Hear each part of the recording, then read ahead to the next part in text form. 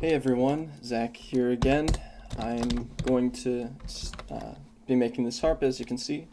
I'm still working in 2.90.1. Before this, today there was a recent update with Blender, but for the sake of the live tutorials, I don't want to mess with anything new, or there's not really a need to in this case, as this won't become that obsolete with this change, as the main change with shader nodes is just that emission strength was added to the principled shader for both cycles and Eevee. So that doesn't really affect my workflow or anything that I'm trying to do. But anyways, as usual, we're going to do a few things to set up our so that we can change the geometry with the shaders. So first we need to do it in cycles. It doesn't work in Eevee, and then we're going to go make sure cube selected, go to the material view, add a new material, go to settings, and change this to displacement only. So now displacement will work with this material, and it won't work unless we put in a vector displacement node right here. Yeah, so now we can see this is adjusting the size as we put that in there. So displacement works, but we'll be doing some other stuff to change the shape, some different vector map to get that set up. So yeah, and as always, make sure to go to preferences, and in the add-ons over here, make sure that Node Wrangler is selected. Yeah, and yeah, nice thing about the new update though is sloppy typing is now part of the search, so you can misspell things or incorrect order. RBG will correct to RGB, which is really cool. So maybe you could consider checking that out. Yeah, and then there are also some sculpting improvements, which are pretty cool. Yeah, so first we got to give it some context, and that's where these texture coordinates come from. Like, where are we changing it from?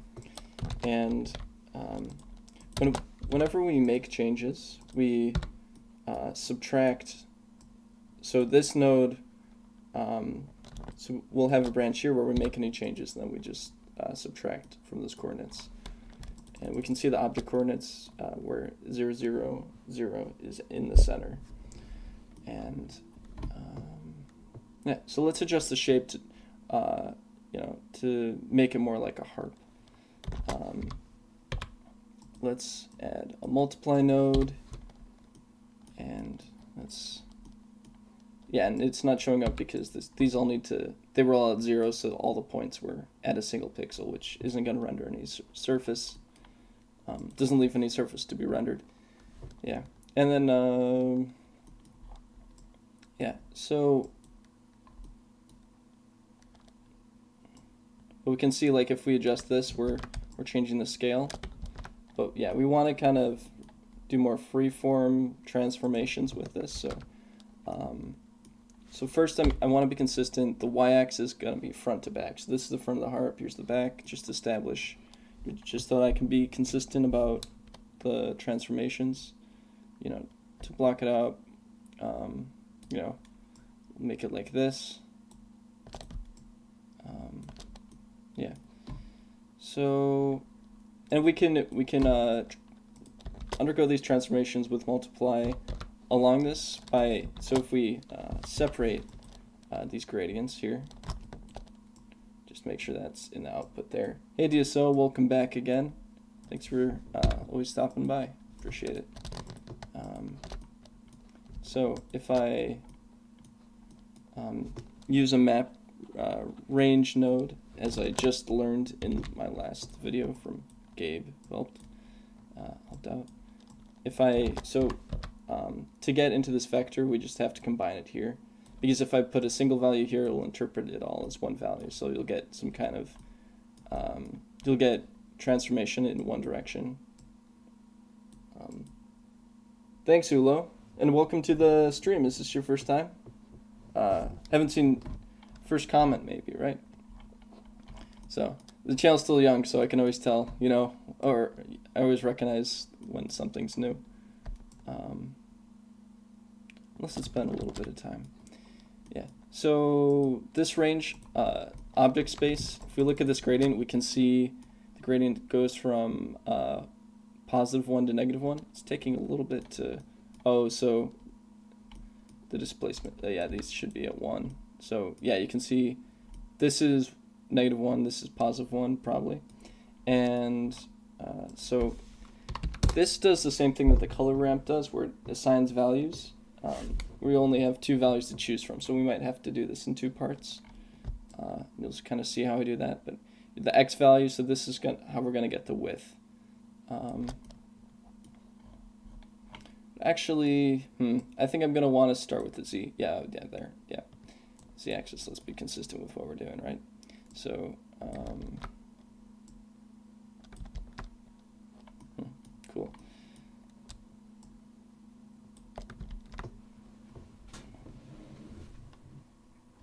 Just trying to work out. So this is a consistent width, and now we're adjusting this.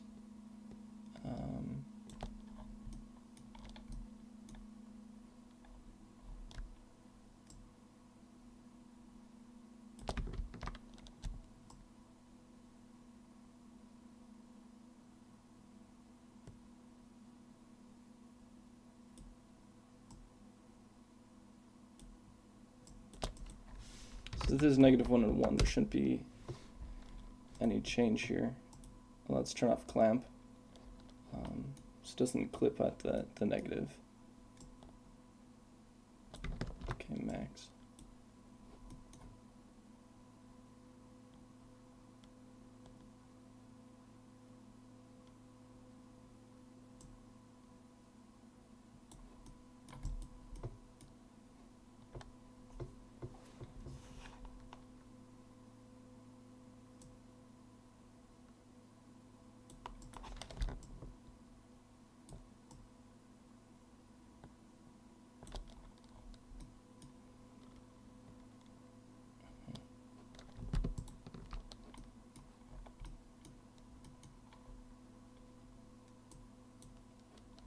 Alright, so I'm just kind of playing with this, pretty new to this transformation right here, just kind of working it out.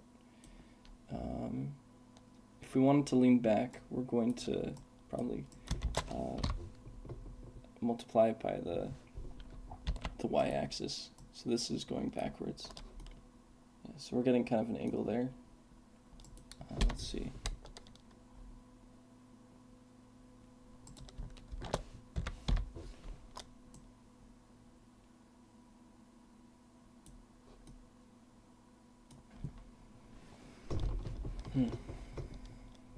It's gonna kind of on here.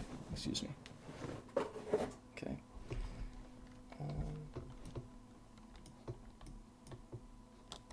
Oh yeah, and we want to subdivide this quite a bit because there's not any extra geometry. So subdivision surface.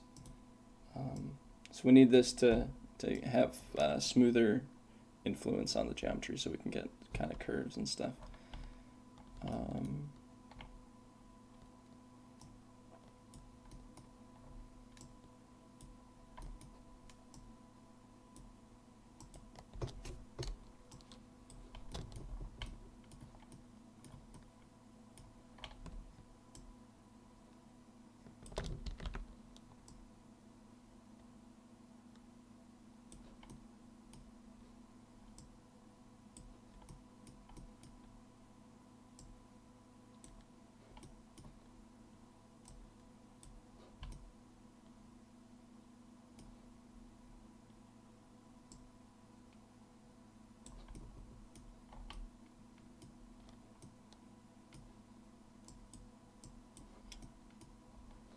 Okay, just kind of feeling this out.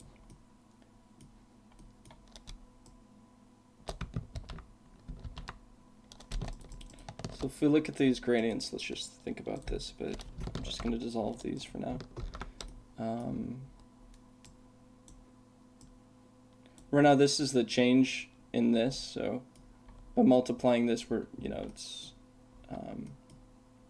yeah, these should all be 1 if there's going to be no change.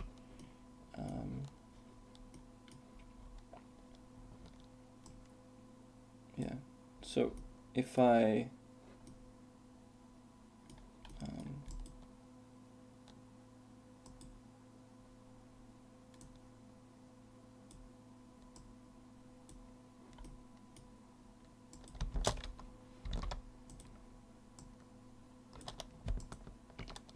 So by subtracting that, we kind of get like a curve here. Switch those. Cool. So if I multiply on the y-axis, negative, you know, put it closer to what we want there. And we can adjust that curve with RGB.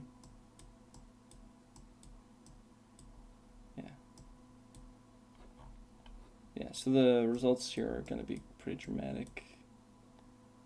Just need to be pretty gentle with it.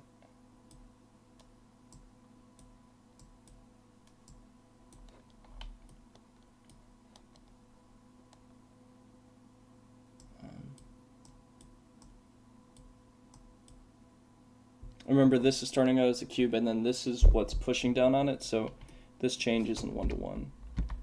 If I guess this is, if I lift this part, we can see it's actually this over here.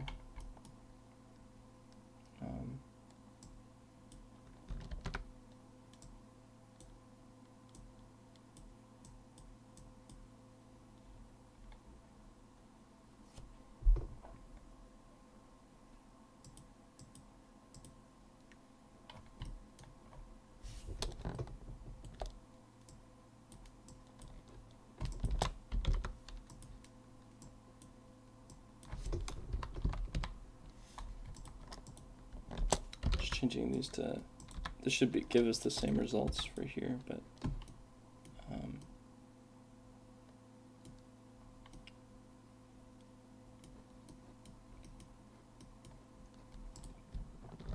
start over with this. So this is the cube when you subtract this without displacement. You can see you get a diagonal line here, and yeah, we're just adjusting the angle with this. So if I just keep that at 1, we get that, and you can see in the displacement where that pushes it out.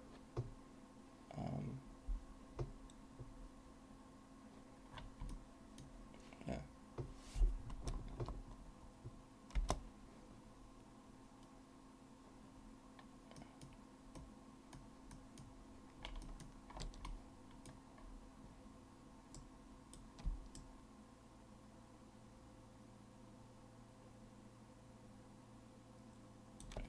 So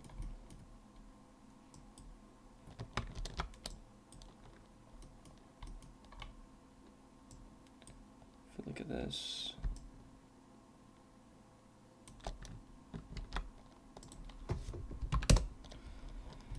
should push it in this direction.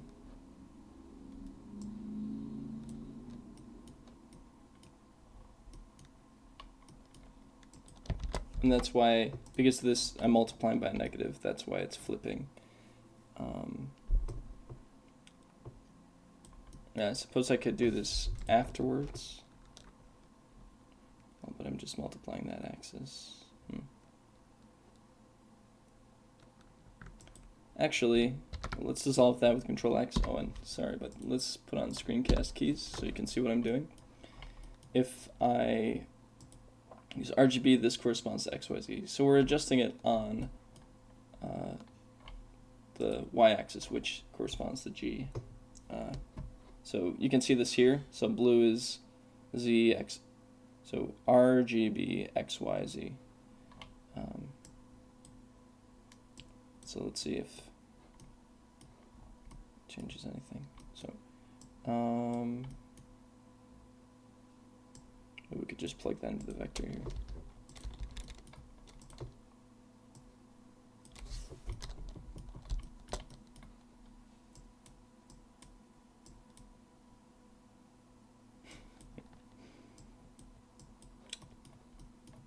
Yeah.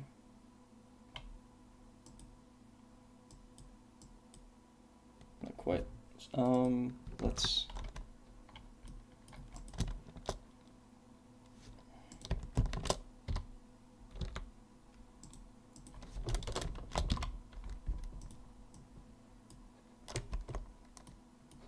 actually typically start with a sphere, so I'm just going to change this to 1.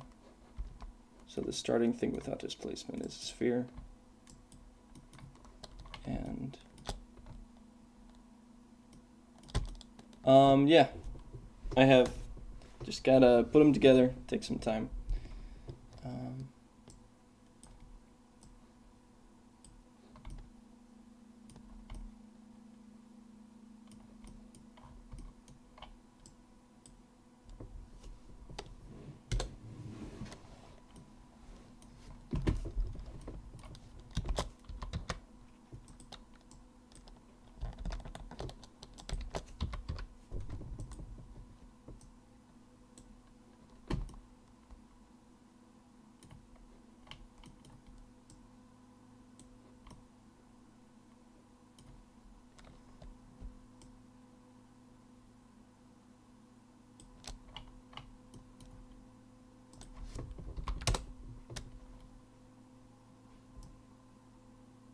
Yeah, so yeah, right here, this is what the effect I was trying to get.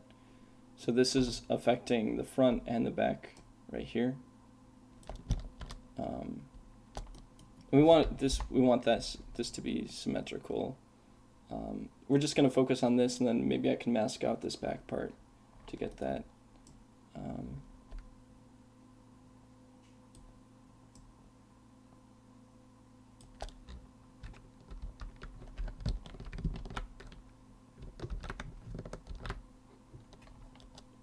Yeah, so I'm bringing both sides in the same amount, and it doesn't matter which side, you're still kind of subtracting bring the scale downwards.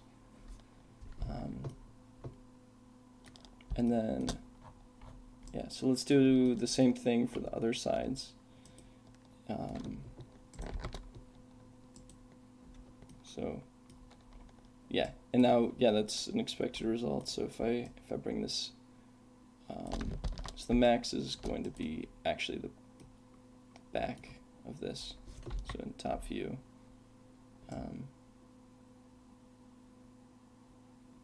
Yeah, so I'll just bring that back, and then we don't want to turn it inside out. I want to make sure we're not doing that. So let's keep the negative to the negative. So this should always be either bigger or equal to. Yeah.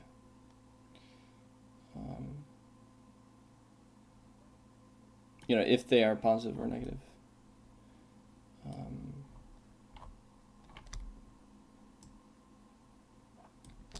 So we have that, and then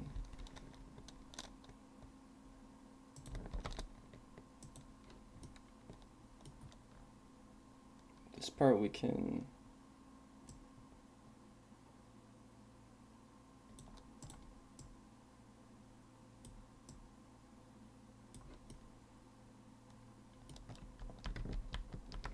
so I'm just trying to get the overall shape. Maybe we can just work from this.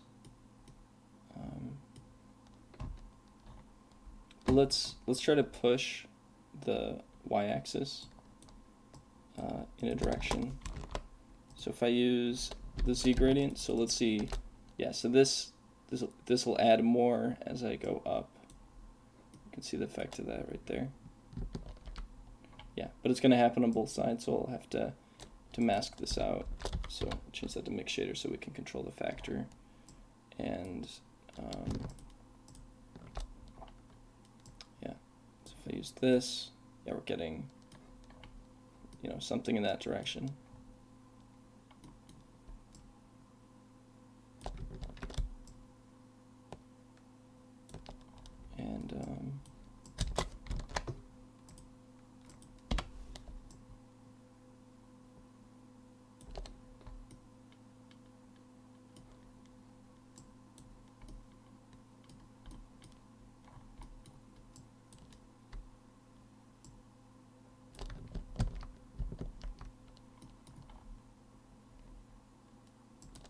And we want to flatten this stuff out. So I mean, if I use multiply, that'll actually move it in a similar way.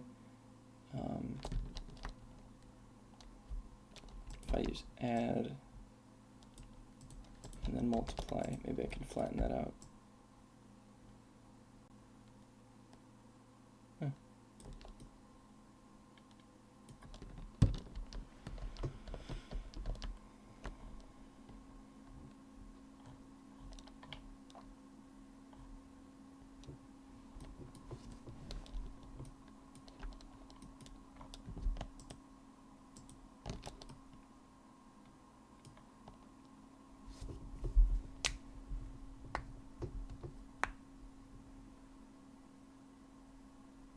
I think I can also, if I use another map range, I can mask out the edge of it. So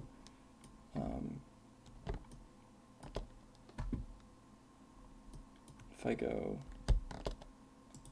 from 0.2 to 1,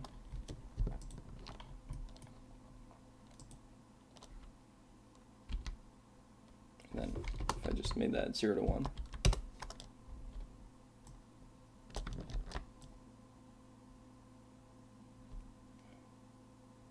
so this is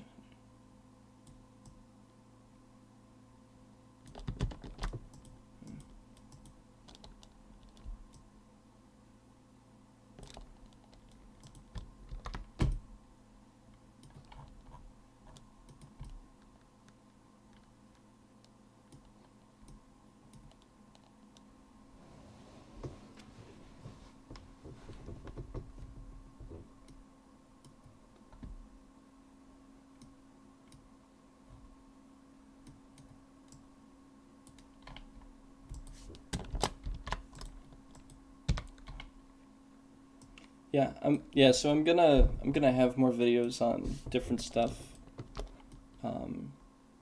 soon. I'm just kind of working on, I'm just focusing on the challenge right now, and then I'll be doing more later. Yeah, these last two ones have been especially challenging with the vector displacement.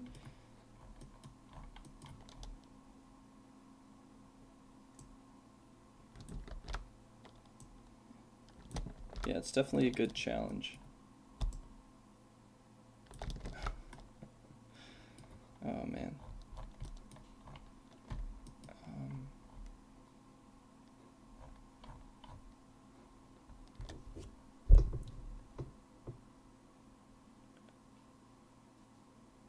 Can I play a harp? Well,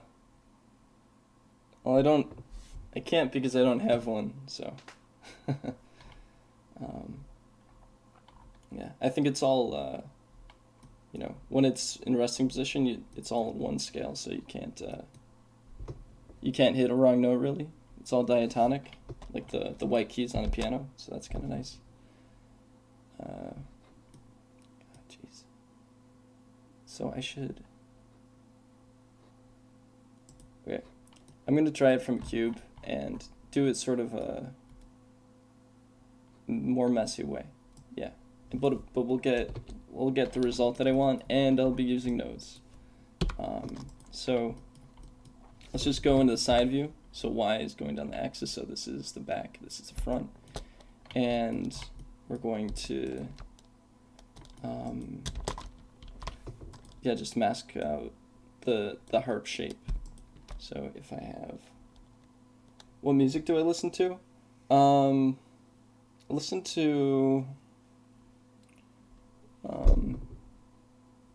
lot of stuff. I like Stevie Wonder. It's good. I know. Yeah, I just kind of listen to a lot of random mixes. If I'm working or something, I try not to listen to so much with lyrics and stuff, which is kind of boring. But like when you're working and you're trying to focus on stuff, that's kind of the way to go if you're gonna use music at all. At least for me, it just helps me focus. Yeah, I know that's maybe kind of boring, but yeah,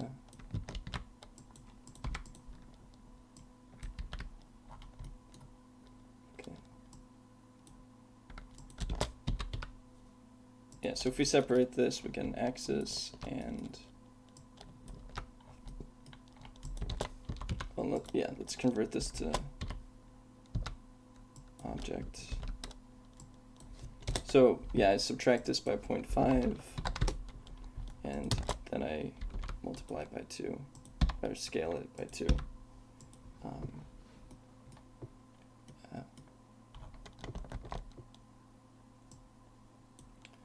And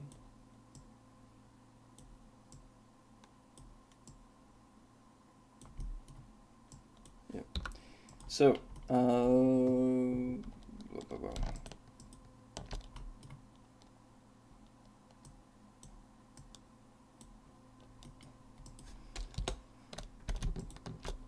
I have this. Oh, we're getting nothing on, yeah, of course. So we want the y-axis is what we want here. Let's just use this to mask out the front of the harp. So this is the root of my scale. I'm just gonna keep that in separate. So that's clearly the basis of all what I'm basing all my coordinates on. And I can just move that back. So that'll be the front of the harp. And then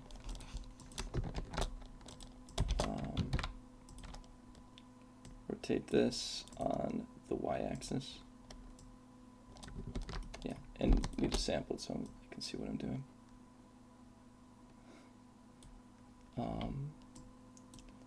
Yeah, so why are we getting rotation? Okay, well, then I'll default to the other method using subtract, and then just using, so this is, oh, we want y and z right here. Y and z, and then, yeah, like I did earlier, if I multiply this, we'll get rotation there. And, yeah. Yeah, and if I flip these, we have it on this side, which is what I want for this.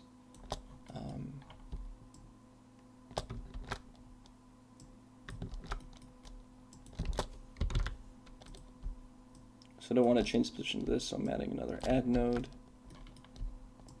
Okay. Weird, so this isn't shifting. Okay, then, well, yeah, we can just use the add on this one, so back to 0, right? Reconnect that.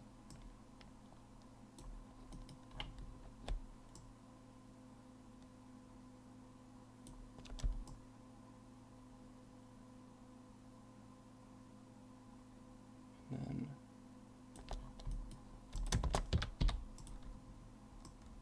we can multiply these.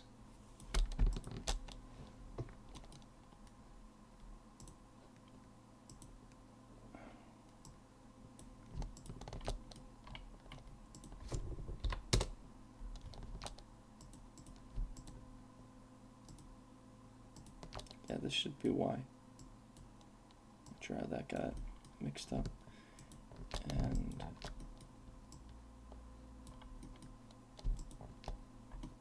yeah, and then I'll have to shift this over. So there. I get, yeah, a side view would do me good.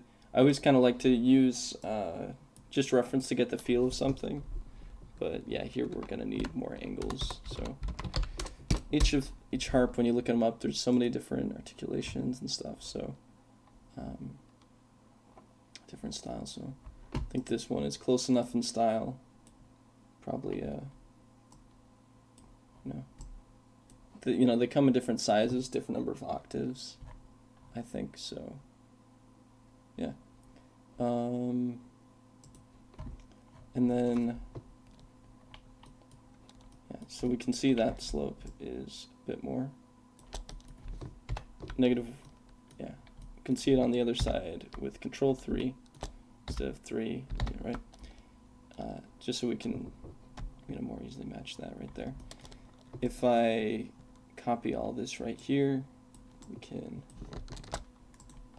adjust the slope some more. for this inner part, because this can be the outer part.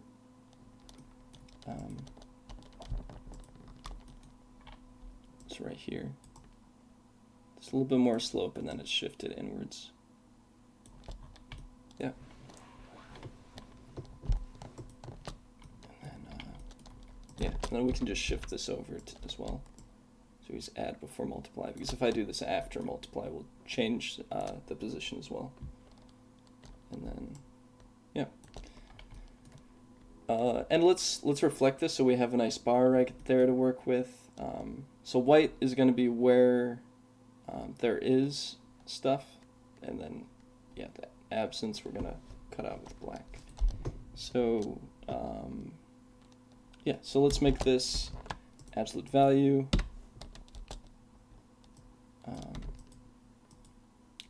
So if we have this gradient, oh yeah, well it's not negative here, so I have to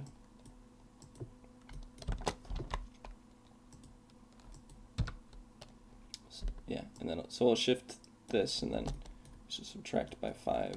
We get that absolute right there.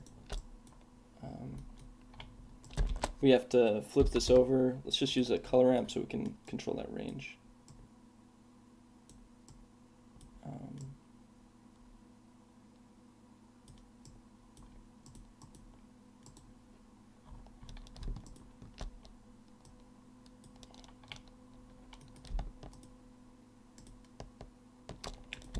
I think we're going to multiply this one by this one.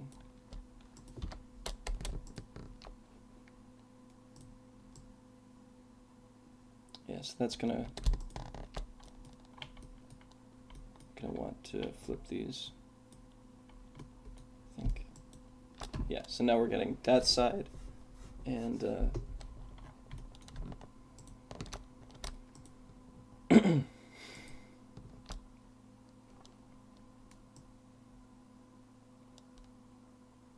oh yeah, so this is just going to make everything darker. So we want to combine them actually with screen, which is pretty much the opposite of multiply. And maybe we could scale this so that we have, yeah, because we want it to be taller. We want more room to work with.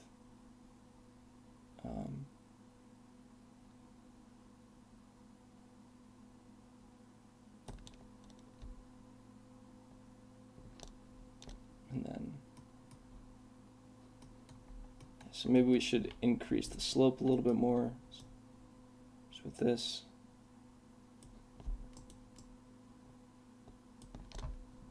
And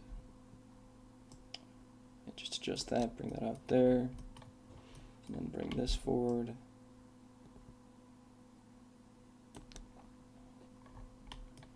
Then we have a base that's a little bit separate from this. So we're going to want to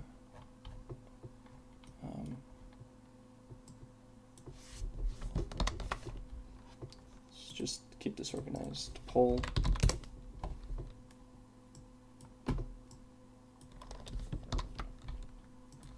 Body. And so yeah, so let's make this bottom part. If I just use a separate X, Y, Z. So we have the Y and the Z, and then we can use a smooth maximum. We might just end up using a maximum. We might not use the smooth, but that's to above the edges. And then we need to reflect with absolute value. And that's going to give us our rectangle here.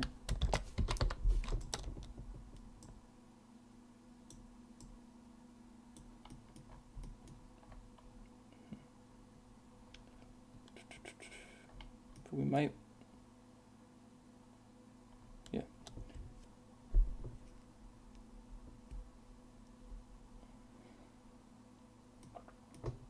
And then we can use a multiply node to resize this to our liking. So all these make them 1. Bring down the z-axis. And then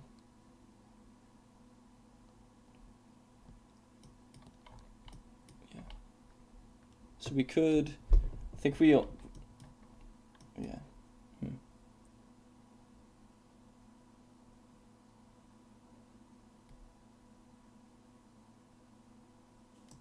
Just kind of thinking here. So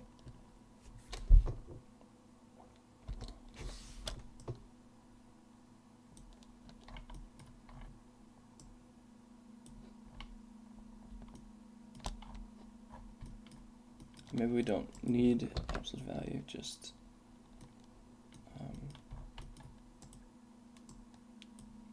control this, and then let's kind of adjust this. So on the y-axis, on the z-axis, we're getting a bit of a bevel.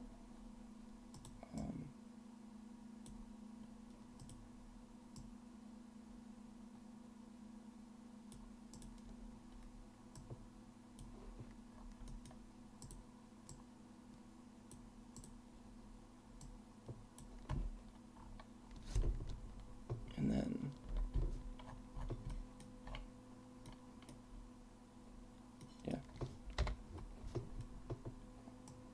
on the y-axis, which will eventually displace. Yeah, you too. Yeah, I hope everybody's doing well.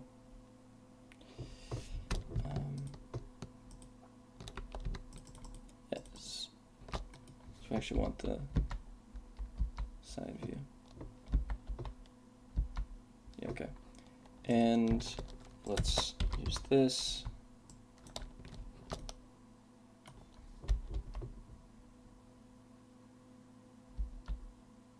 Yeah, Y.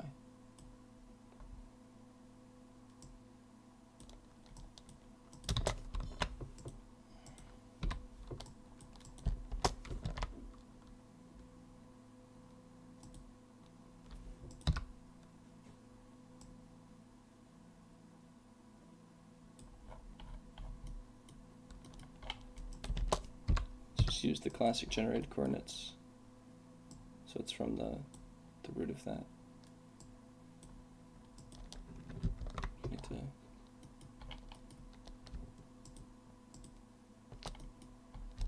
alright, so then we get can dissolve these just to control the profile from there.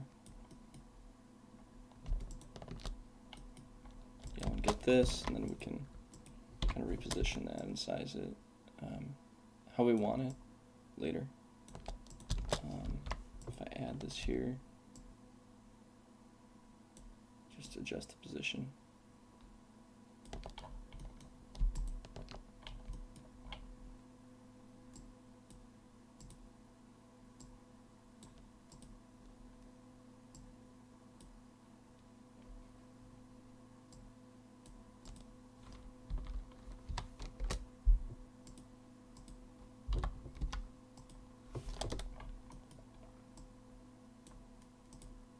You can see this goes in a little bit here, so that's, I'm going to try to reflect that.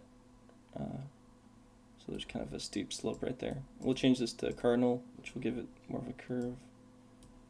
Maybe we'll go with B-spline this time. So, but then we have to put these pins on the outside right here.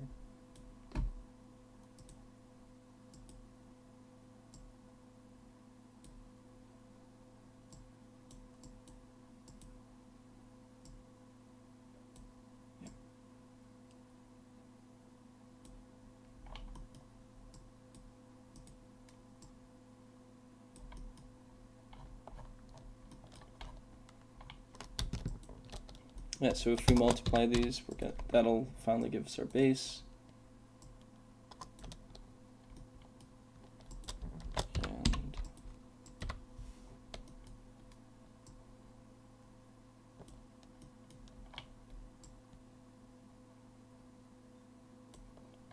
And yeah, so we'll use screen.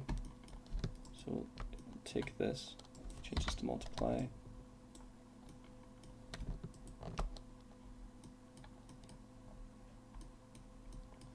Or we want to replace the height right there, make it independent of that. So I'm going to use a mix node, instead, and then use sign, so that just masks out everything, so that's only including the positive values. So you get a sharp, you basically get a sharp value around your shape. So sign is referring to negative or positive, and yeah, so yeah, plug this into the factor, and then this one, we'll see which one goes into which. Yeah, so that's good, and can adjust the width of this with multiply, right? So that's the height. Okay, so yeah, put this in here.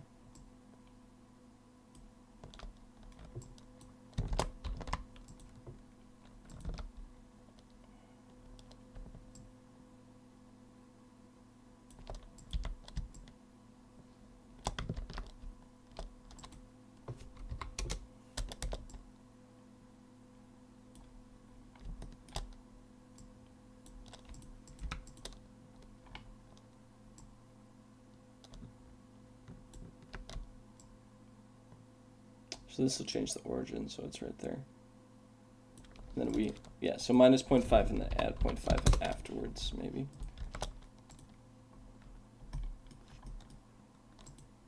So it's kind of opposite of what we do, adding a negative and then subtracting the negative. But cool. Yeah, so now it's scaling from the middle part, and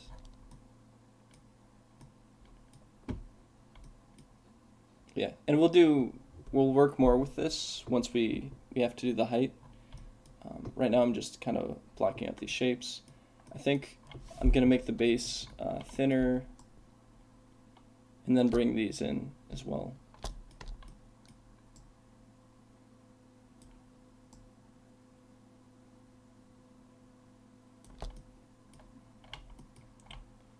Yeah.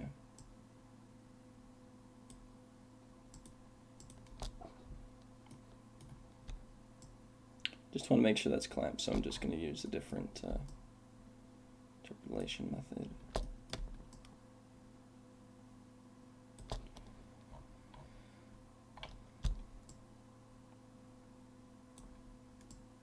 Cool, so we have that there, and let's make this curve on the top. Wait, right, yeah, sorry, I forgot what I was doing. I want to yeah, make this narrower.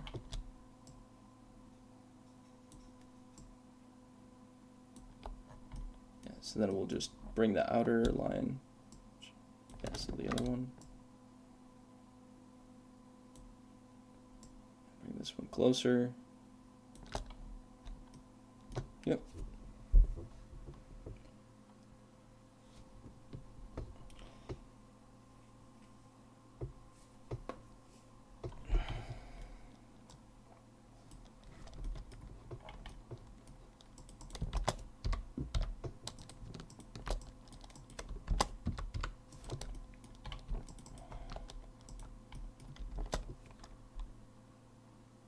Yeah, and then we'll use the y-axis so we can get that curve.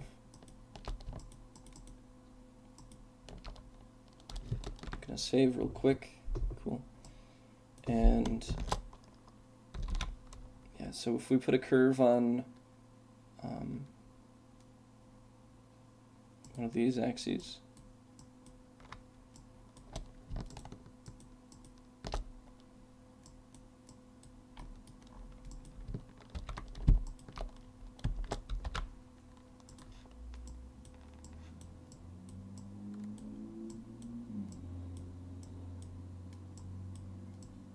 it's a little hard to see, but there's stuff going. Oh, this should be subtract, that's why. Yeah, so there we're getting something. Yeah, and it's pretty direct translation, except it's rotated.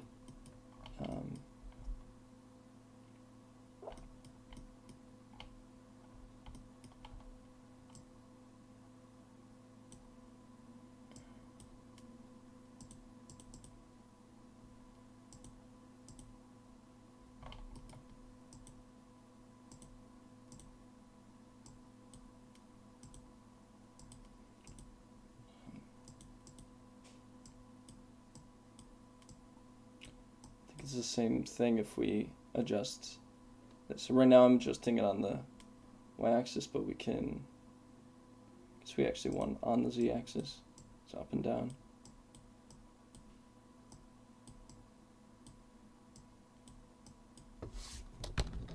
Just gonna do that. It's just trying to see if I could just do it with the color ramp. I'm just gonna do like this because we need the subtraction here, so that's why we need to separate this instead.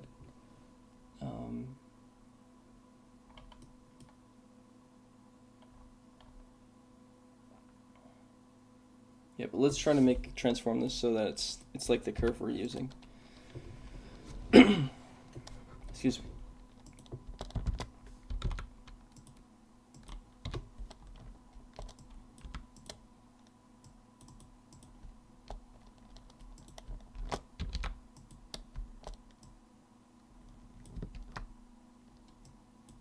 So the center of this rotation we want to be at the very center. So in this case, I think that's that'll be 0.5 in the context of these coordinates, with this being 0, 0, this being 1, 1. And yeah, and we want it to rotate around the x-axis, so that's the only one we can't see here. So it's pointing straight at us and away from us. Yeah.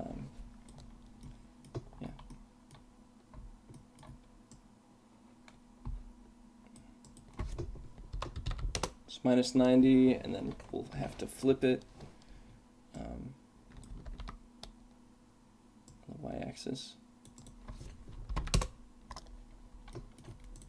And then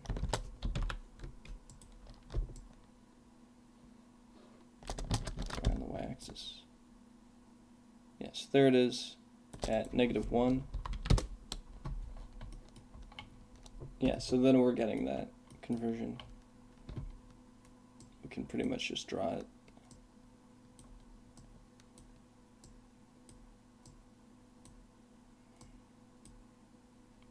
Let's bring this over.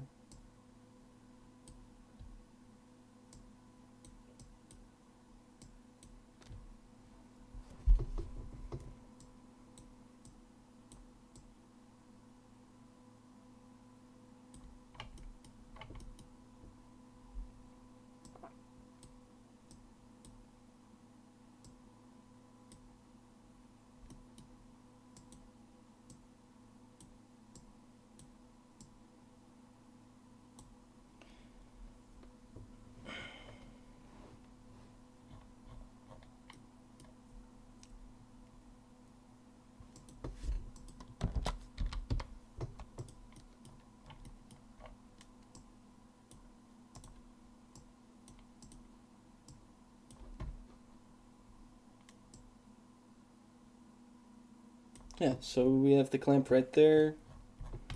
Combine this with what we have here. Turns out this is going the other direction.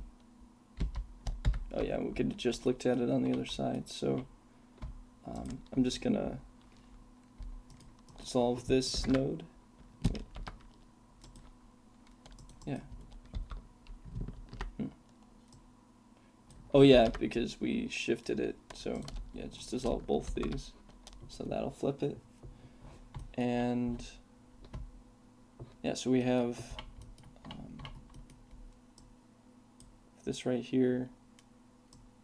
Just kind of doing more fine tuning. Could do that all day, probably. And then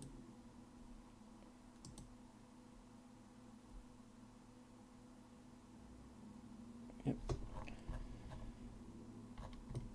So let's combine it with this. Gonna use the same technique as before with using sine to mask it out. We'll just put that in the mix. Then we'll have to reposition it.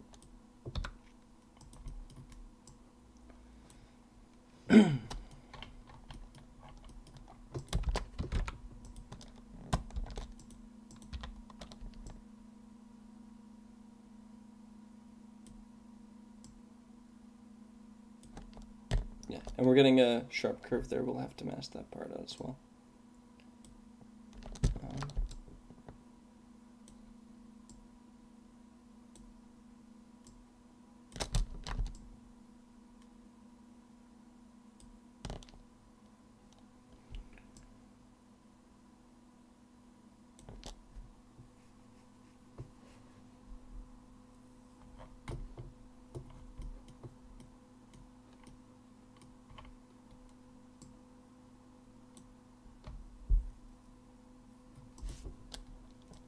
Yeah, so if we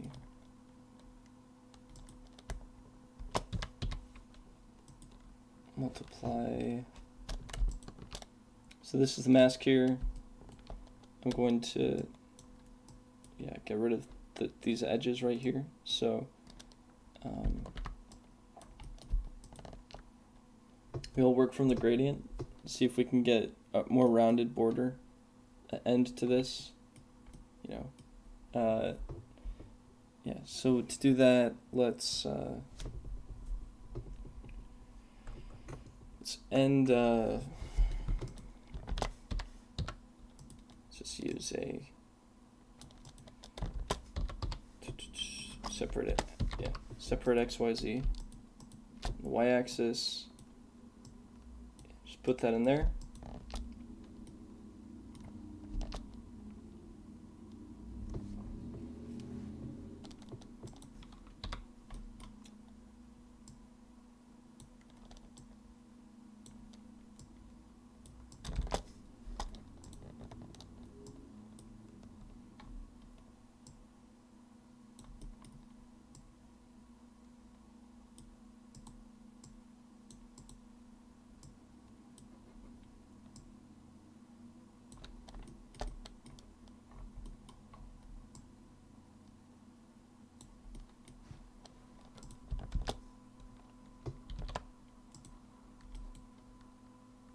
Yeah, so if we use smooth maximum, we should get smooth minimum. Should be able to round the corners there. If we bring this gradient closer to the end, we'll get more rounding on the edges. And then this gradient also is only going from light to dark on one edge. So we can fix that there. And then, yeah, so, yeah, and let's change this. This is the new factor. Or it's the new, that's the new thing for that. And then this is going to go in here. So,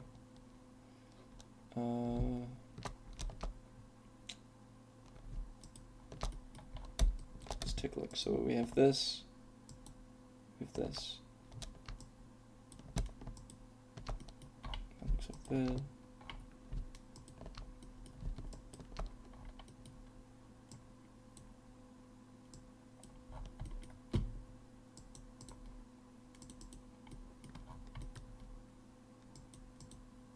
Oh, weird. So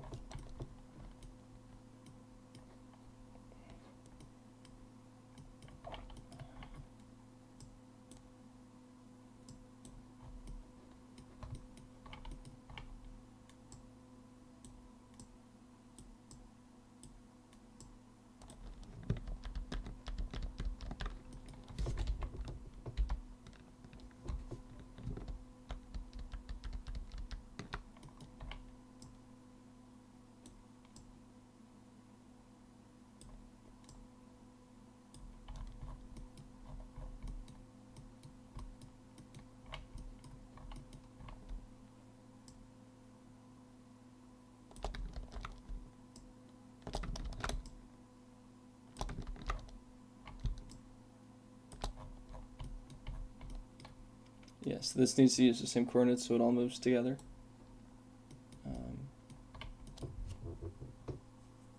Okay, so we'll just have to readjust this again.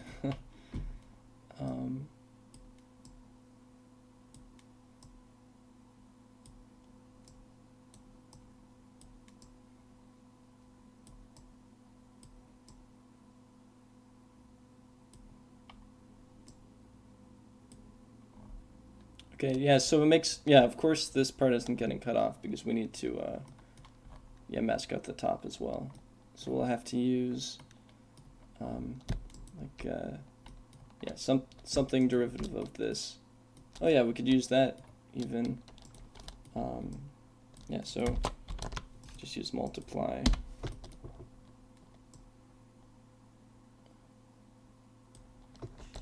And also sine of that, so sharp value.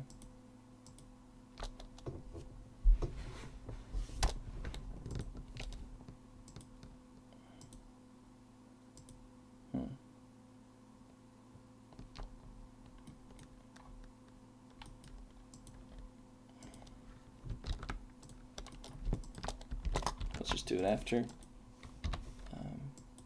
Yeah, because that wasn't adding anything to this mask, so yeah, that's better. Yeah, and then bring this forward.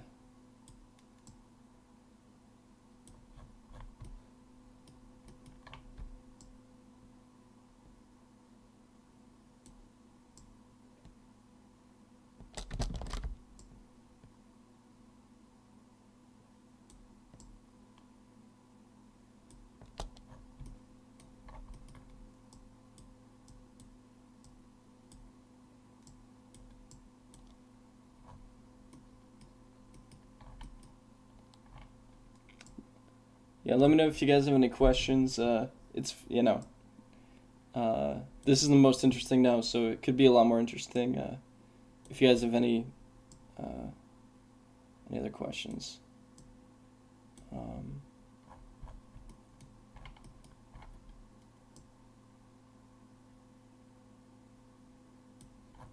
So that's...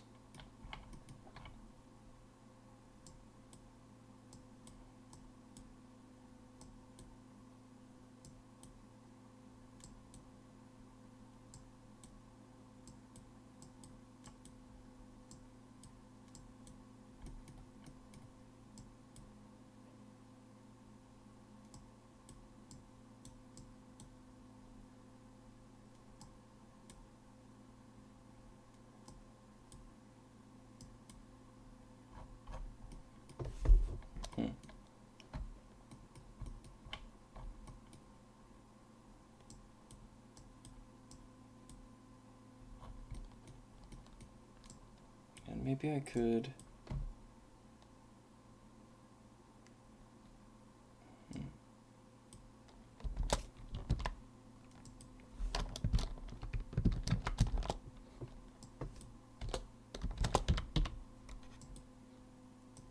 Okay, so if I put this into here, change this to add.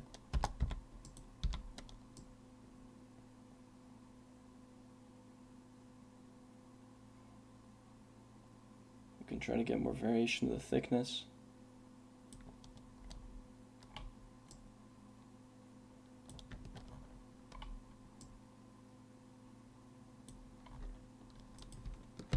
That's fine.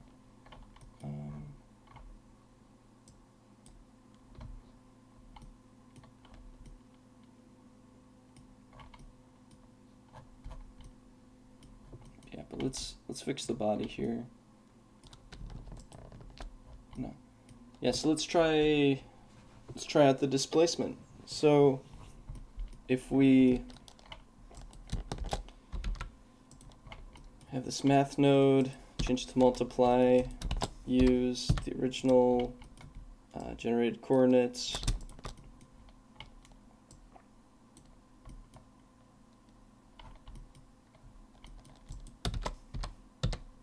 If I put it, combine XYZ into the other one, and then all of this into the y-axis, because that's all we're really changing here.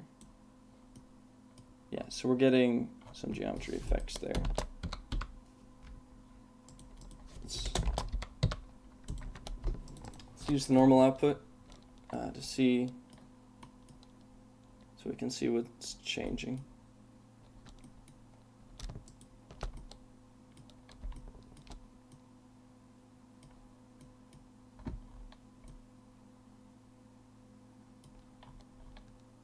Oh, sorry, that's on the...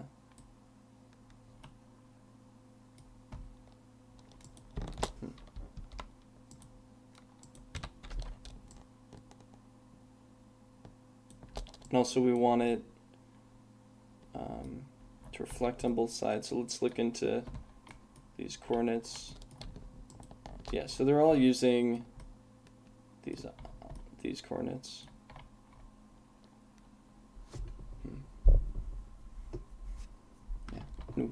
Yeah, by using these other coordinates, we're going to have to reposition this.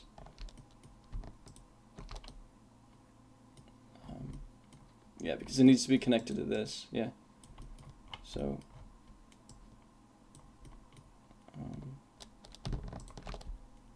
just cut that. So just going to bring the node down there.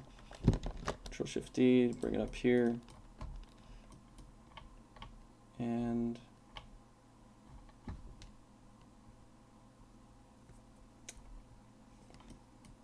I guess the quickest way to reposition all this is to do the opposite of this transformation here. So we're going to add 0.5 instead of adding negative 0.5. Then we're going to scale it by 1 divided by 2, like 1/2 instead of multiplying by 2. So yeah, it's 0.5. And because these other ones we used to generate coordinates, so we didn't convert it like we did over here. But if we want the same coordinates to drive everything, we're gonna have to convert all that. So right here, just copy that over. And then make sure it's connected in here. Hopefully everything appears as it seems. Let's see. Let's take out displacement. Okay, yeah, so things are kind of messed up. Yeah, so we'll have to bring this part down.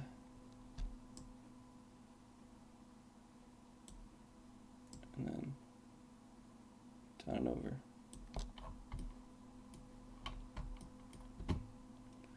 And then this part, yeah, bring it down. But at least we have the right scale, so if we did something right. Yeah.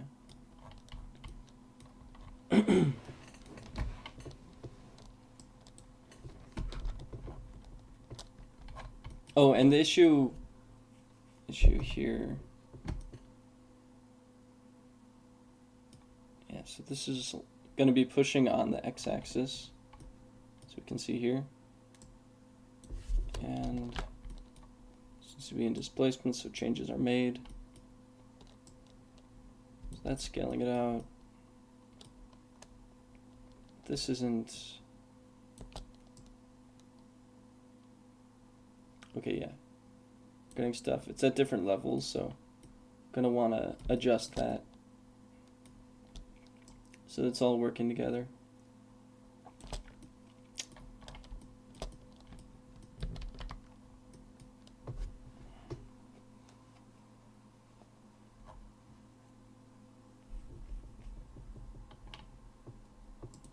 Let's try using add. Yeah, so that's better. Just have to adjust the stretching there. And it's all pushing in the same direction, but we're going to need to invert the side on whatever the negative side is. So now it's shifting everything in the positive direction, as as mathematically that makes sense. So let's. But if we bring this in here, it's all going in. Well, yes, this I assume must be the positive direction. We can confirm that if we look in top view. Yeah. So this is positive, and can adjust this part.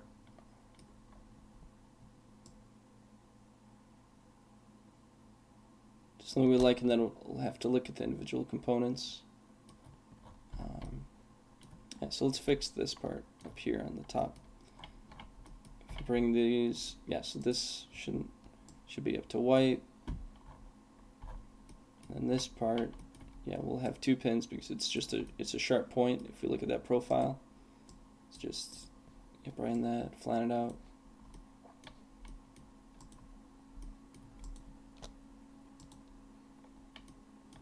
And yeah, so then we can darken that.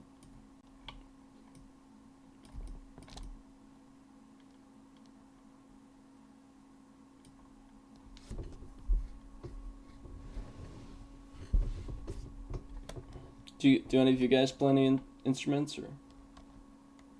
Oh, I was just. That's funny timing. Yeah, I play. I taught myself guitar in high school, and then yeah, I never liked performing in front of people or anything though.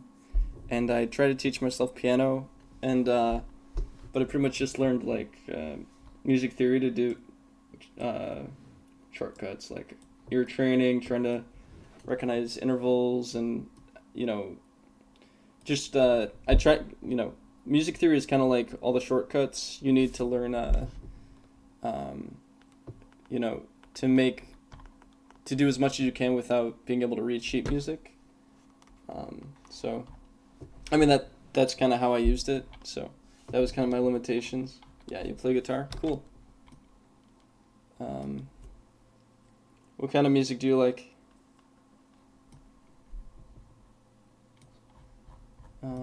Let's.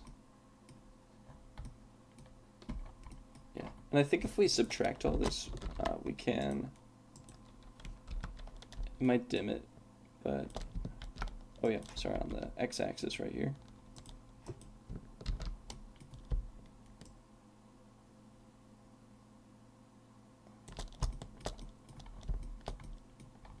Okay, yeah, that makes sense.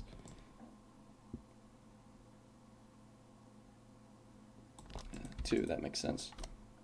Because that's like the width of what this is. Singing, yeah, the vocal instrument, right? It's considered, that's what that's considered. Yeah, so that works. Absolutely.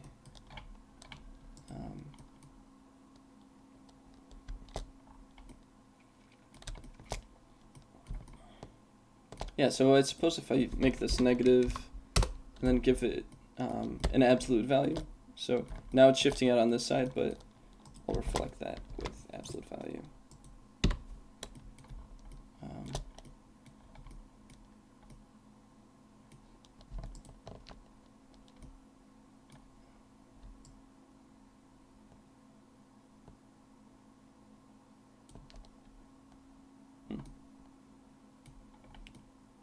Interesting. What happens if I dissolve this? So we have that. Yeah, it's easier to list what you don't like, yeah. Same.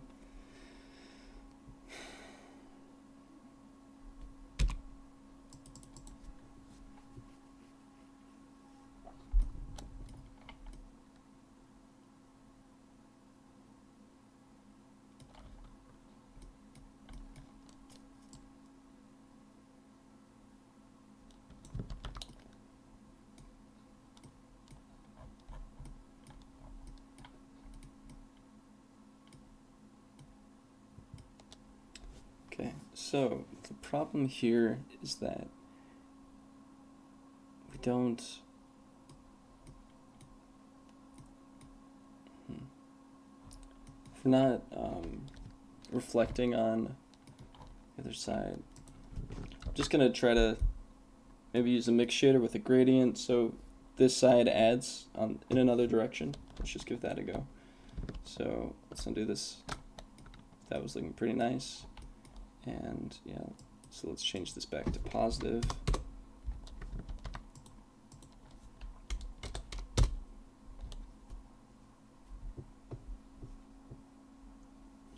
Have any of you guys tried out the new tools in 2.91? I guess it's been out to try for a while, but now it's officially the new Blender. So that's kind of exciting.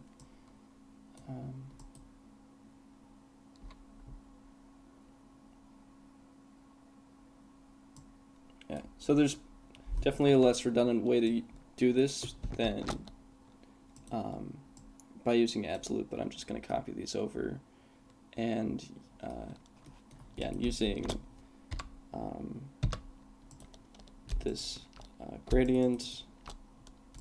I'm just going to use the x-axis and shift this over. It's going well, Miles. Thanks for asking. Just trying to figure out this.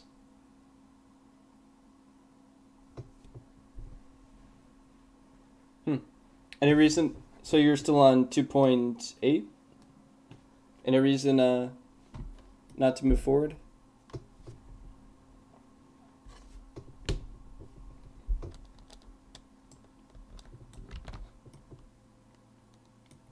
Yeah, I mean, I find like the differences are pretty subtle. Um,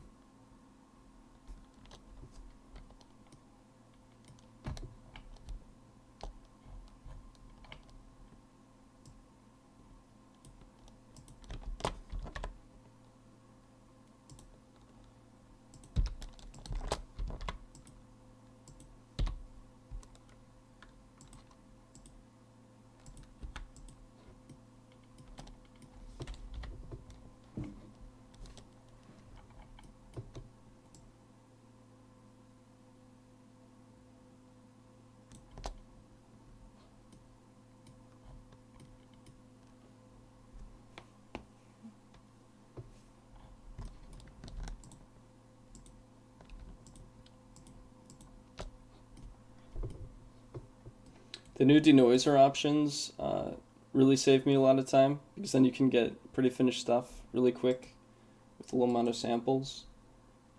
So like, um, yeah. But,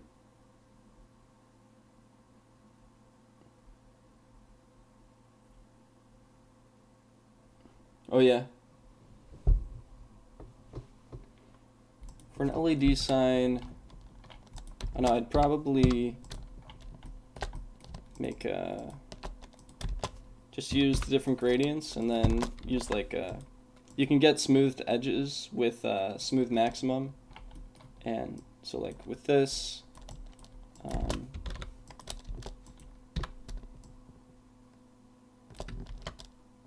oh, and let's make it object. No, let's take a displacement so we can see this, but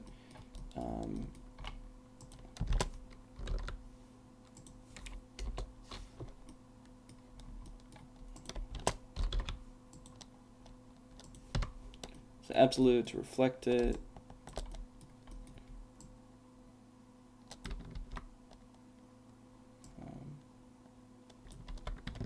Yeah, this is fine. So let's just use this gradient. Okay, yeah, there's something drawing on the top. Yeah, X and Y, that makes sense. Okay, sorry, I wasn't thinking very clearly. So if I take this, and then just adjust the width and height on this.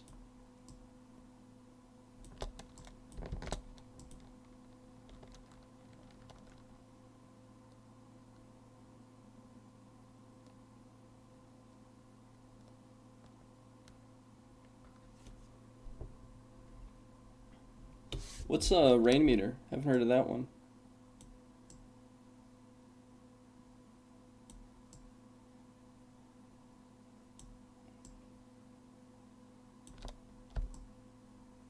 So you can adjust the bevel, so like that could give you a nice tip for the sign, and then, you know, I think you were on the stream from yesterday with Miles, right? Where for the road work ahead sign, yeah, that was pretty redundant, but like for a neon sign, I would probably, yeah, make shapes kind of like this, and then like layer them all out.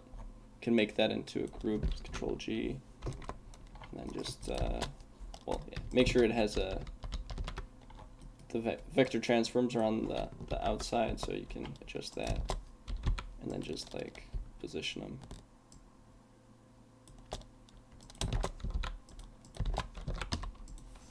Sorry, I'm having more fun with this than the harp. But and copy that group. So now from top view, let's set the origin point to there. So what is that point? So this is 0, 0 in object space, which is what we're using here. So this is negative 0.55, negative 0.5, 0.5.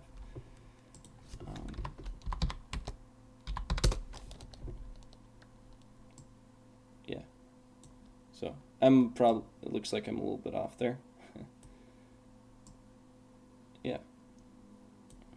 So there's my, yeah, that could be my new logo, or whatever. And then use the sign.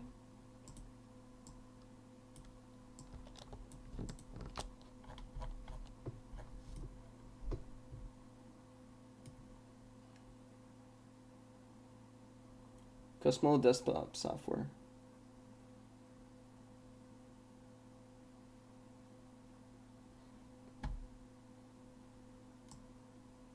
Will do.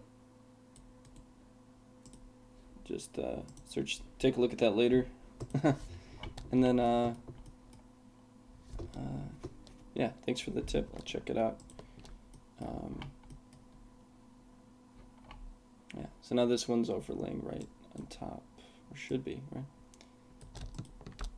No, there's nothing plugged in. Okay, right there.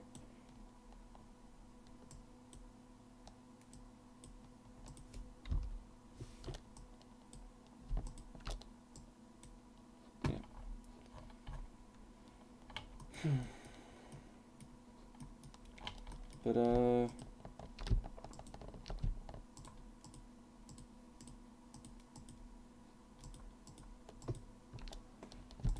am I doing? Where's the harp? Okay,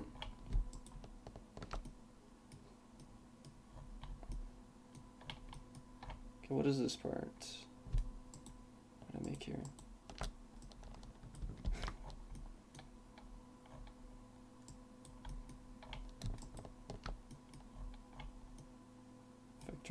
Multiply, subtract, and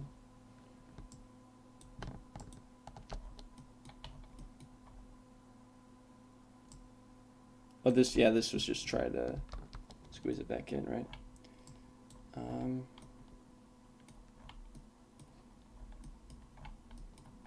So let's reinvestigate this. So we have that masked, and then we'll just, yeah, then we multiplied it.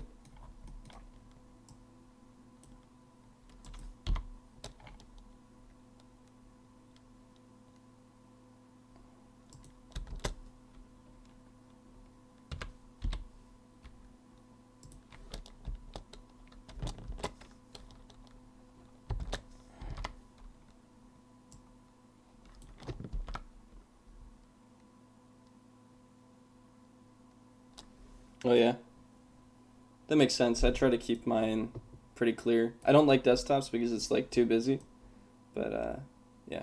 Yeah, as you can see, all open source software here, with the exception of Unity and Unreal.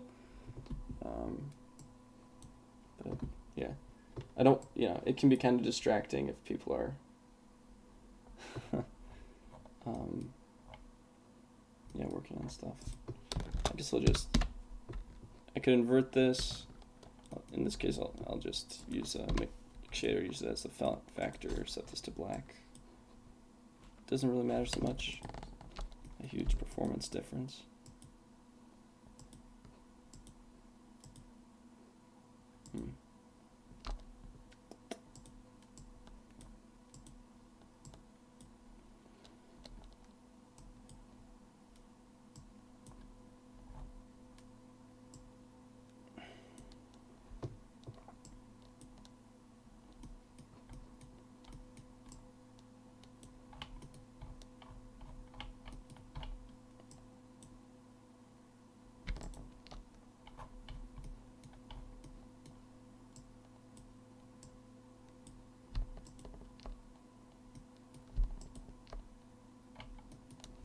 Yeah, so we don't want that.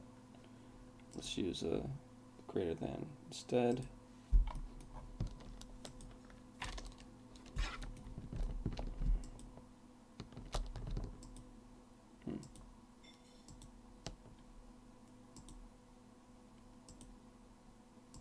Yeah, we don't need this one. Let's just use a greater than.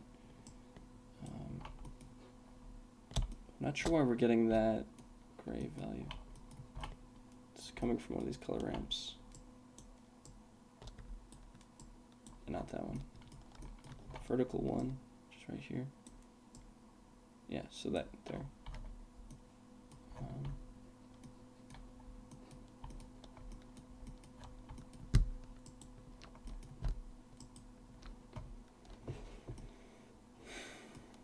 that.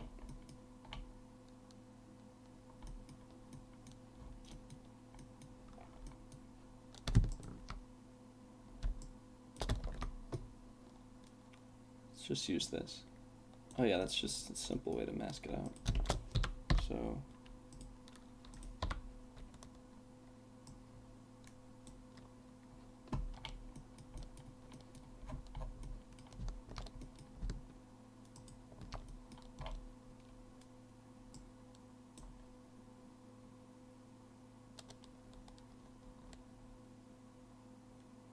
I think he's talking about for Nodevember, because the prompt yesterday was sign.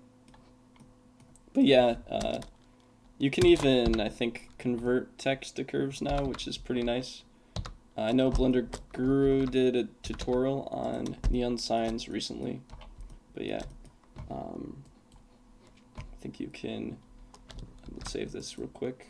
Oh, not the PureF. Yeah, convert to curve from mesh text, and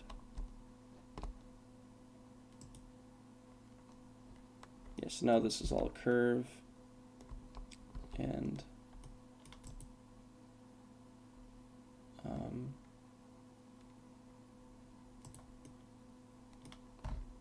not sure how you get rid of the face though. Maybe if I just, well, yeah, now it's a mesh. So convert to mesh.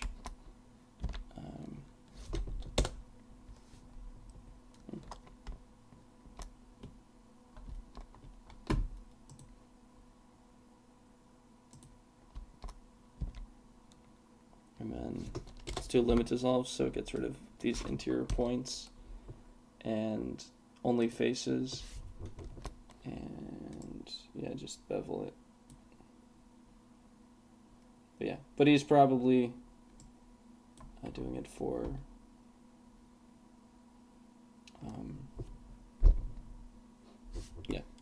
yeah, convert it to curve, geometry, and then we want depth. Yep, and then give it a nice emissive texture.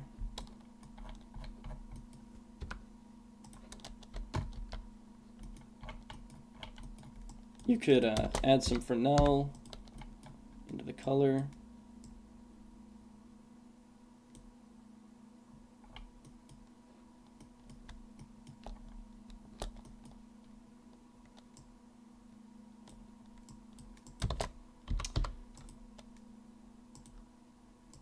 Constant.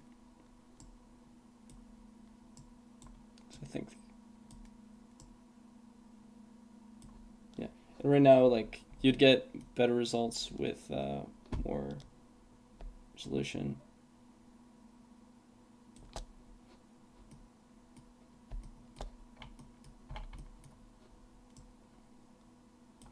Yeah, and we're not getting anything for it to reflect off of right here, which is like half the effect. Or also like volumetrics, so you get some bloom. You know, in Eevee that's pretty much for free. The thing about emission in Eevee is that it doesn't actually reflect light, which is just like a standard in game engines where you just have the lights based off of the point lights. But yeah, so back to this. You can tell how much I'm enjoying this by how willingly I'll tangent off to something else. Yeah, but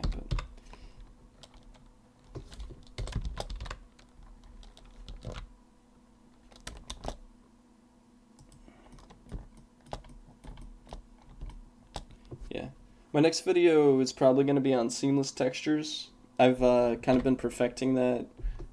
Building seamless bricks from scratch, and yeah, so, and like, yeah, because yeah, that's an issue with pursuit textures, that they're infinite but they don't really repeat, and I haven't seen that covered anywhere, so that's probably what I'm gonna cover next.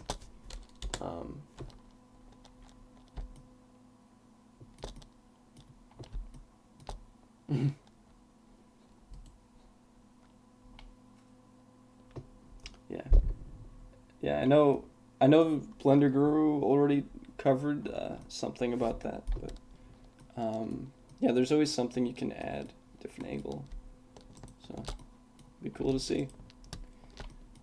Um, oh yeah, and this shouldn't be plugged in the threshold. Now we can adjust this value, fix that mask. That took too long. A bit of a step backwards there.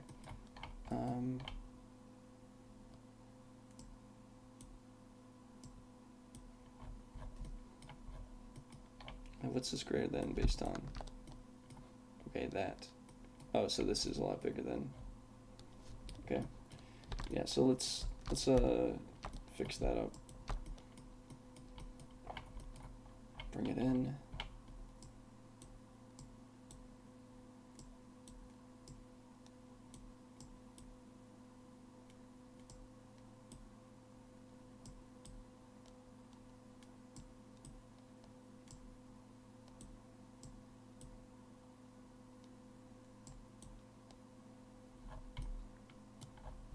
Let's make it a little longer on the top.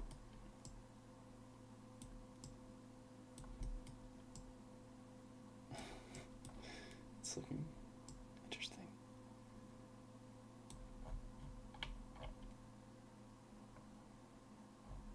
Oh yeah, I mean, it's not that I'm distracted I mean, I get really focused on stuff, but usually it's, talking to somebody and then I'm just thinking about Blender or whatever, but um, you know, in this case, I'm just not that into the result of this harp right now. So it's just like, yeah, there's not much motivating me here. Maybe I'll just, okay, I'm gonna cheat here. I've worked on a plane before. I'm just gonna make this a plane. I think the last video I did, I worked from a cube, and I was able to reflect the displacement. So if you want, you can, if you're here for that still, you can check that out. I think you guys were all on that, but yeah. So we have this, and yeah, we're going to yeah, just use the displacement on this.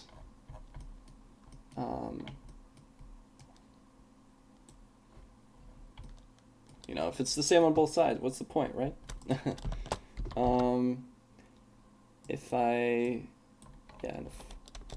we just plug all, I mean, we could pretty much just use the displacement node at this point if we're just using a single plane, but what the heck?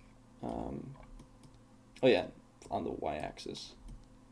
So we're getting that, and then let's just adjust all these. So this is going to be the base height, and then everything will just change from there.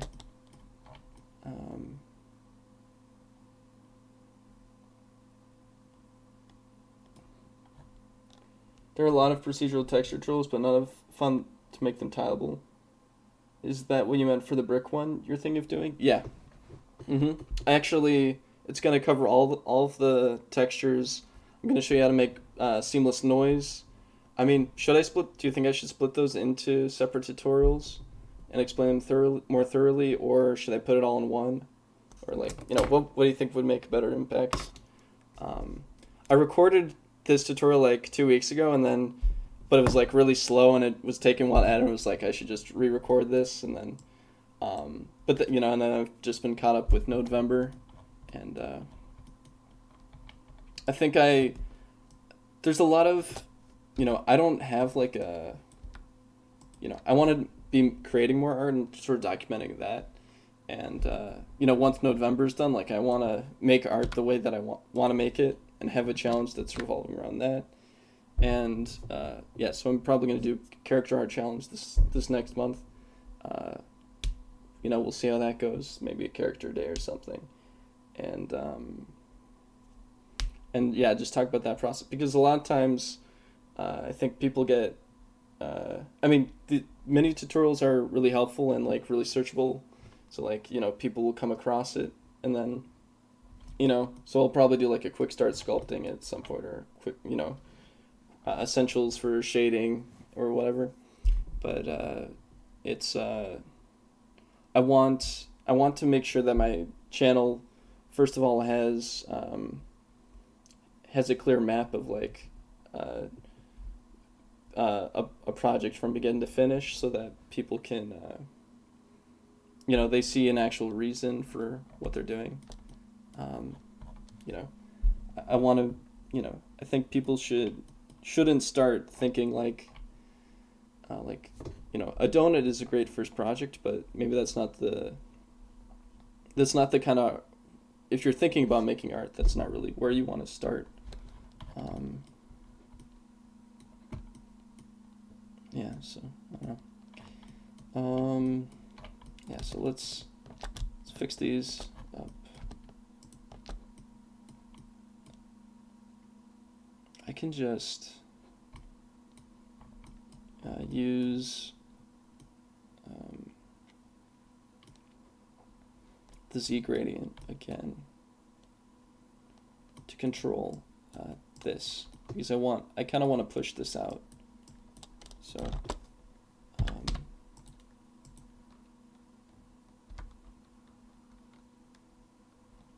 yeah, how am I going to do this? Okay, so I'm going to add this to it. It's going to be a little extreme. Might feel a little bit of pain. And then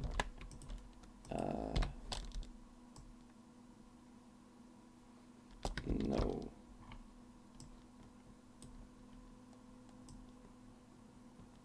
Okay, yeah, so this is the base of it that I'm adjusting right here. I want to work on this top part. So let's figure out which part that is. Oh yeah, it's the body right here. So we have this, that's that whole piece there. We can add so yeah, I'm going to, again, I'm just trying the thing I just described. So just put this in the z-axis, and then a procedural series of videos would be cool. Yeah, there's some great stuff out there for procedural stuff. I just gotta find my own angle on it. I think seamless textures and actually making textures in Blender is something that isn't covered very much. It isn't as seamless and artist friendly as as the the industry standard alternative, but for the people that don't have that, that could be really useful. Interesting how that's not shifting up. Let's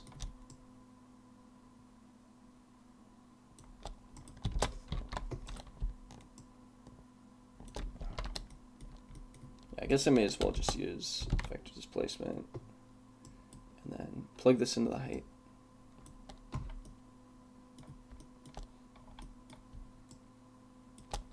And then let's just dissolve these, start from scratch. And then the negative values are coming in, so just if I clamp,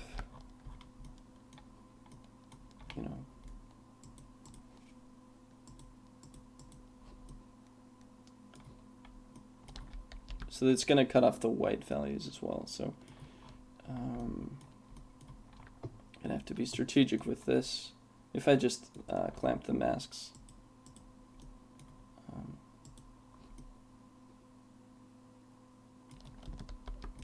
yikes.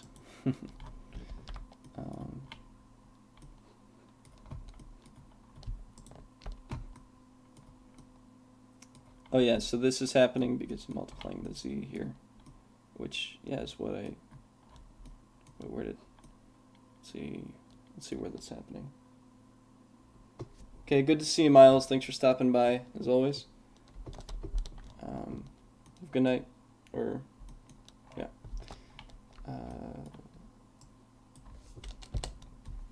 So let's trace this back. It's the gradient coming from over here. Nope.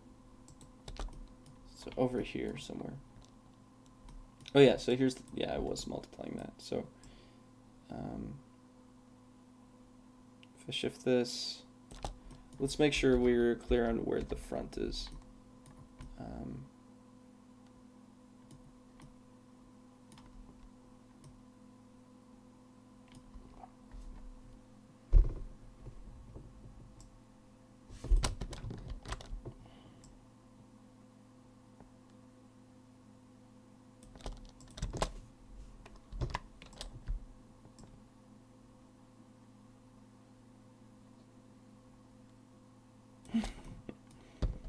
Oh, geez.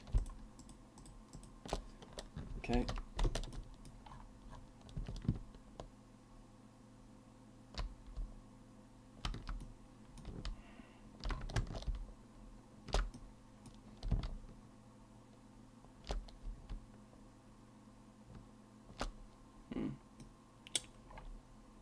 So what's going on here?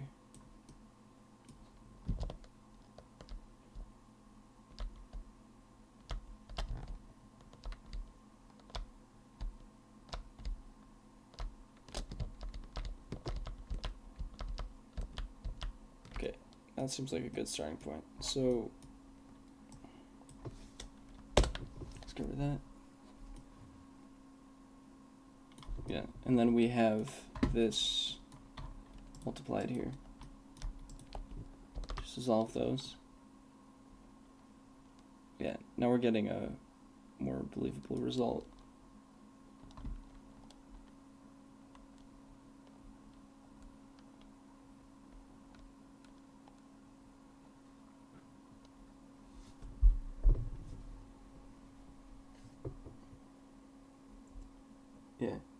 Yeah, I agree. I did one video on high poly to low poly texture baking.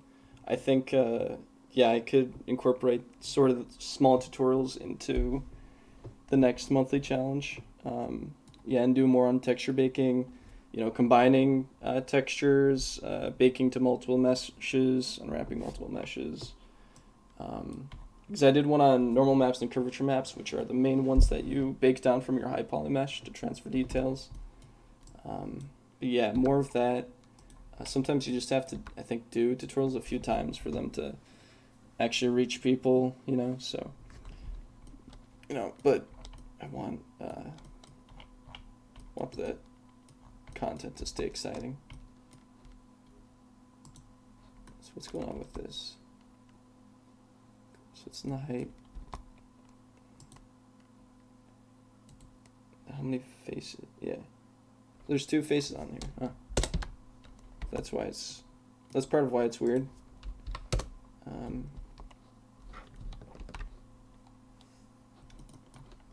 So that's kind of cool. And yeah, simple. So simple. So if I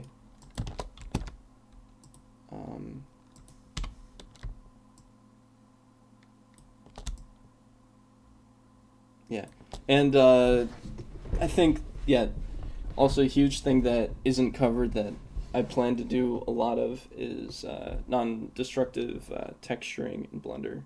You know, basically everything to make it as close to substance as it can, you know, because that's really powerful. But it's just not very used because I think people just aren't comfortable with nodes, so, you know, work on that. So I think this is the base here, and yeah, so if you look at that, we could try just shifting it out. Whoa. So multiply, stretch it out.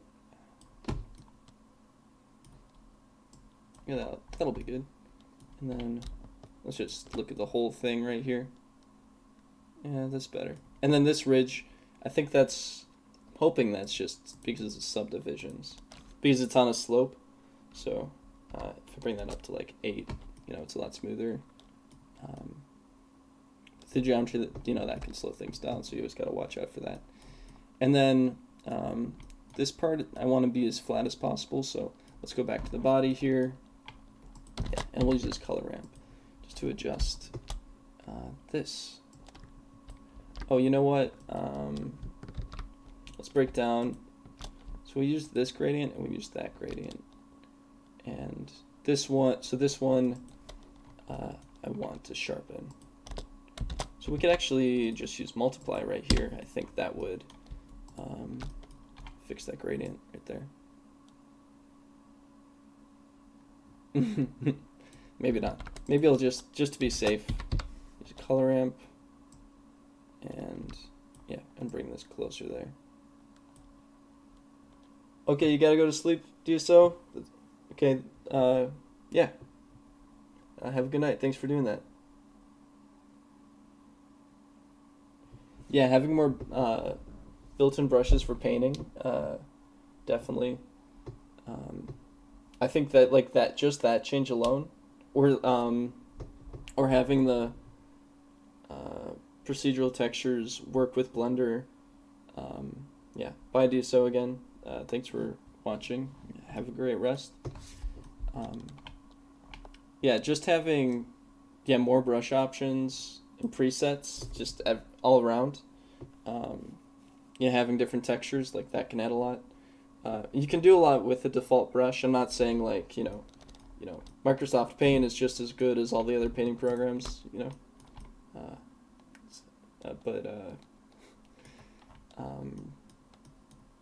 with the right blend modes, and like you don't need a lot of different brushes, but like there's different masking, stuff. But yeah, there's some stuff in brush settings I could go over that would make that that I've used that makes the texturing a lot better in Blender, and like how to make masks, and if we can share textures as in blend files, hope to do that at some point.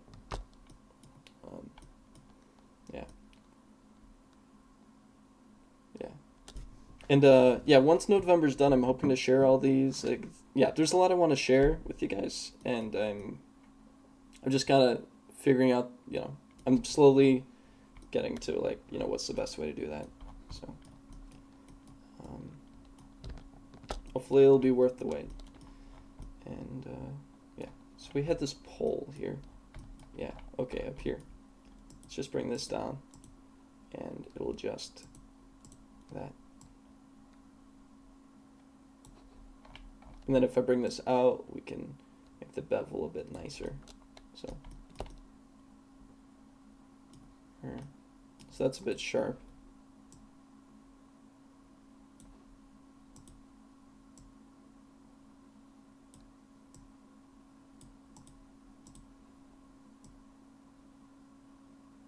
So that's pretty good. And then, now for the strings, right? How are we gonna do this?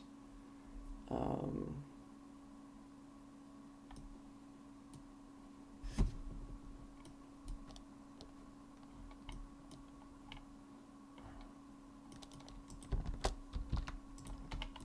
could use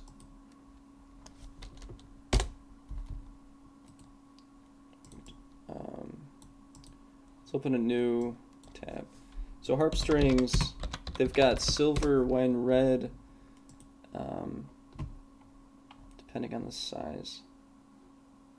An 7 strings, not including the repeated one on the octave. So we've got white, white, red, white, white, red. Oh, black. Yeah. So the red one's C, also, by the way. So C, D, E, G, C, D, E, F, G, do, do, do, do. Yeah. How many strings? We've got a little chart here. Yeah, just kidding. I'm not going to do all that. So, I'm just going to use Voronoi texture, and then, no. Let's use, generate coordinates, why not? And separate x on the z-axis. So we just want, separate. And we're going to put that on the z-axis.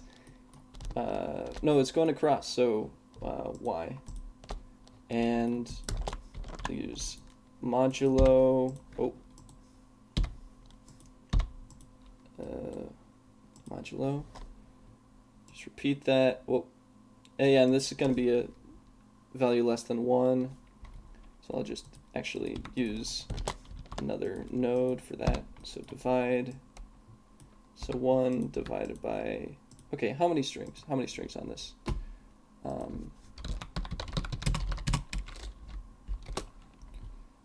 many?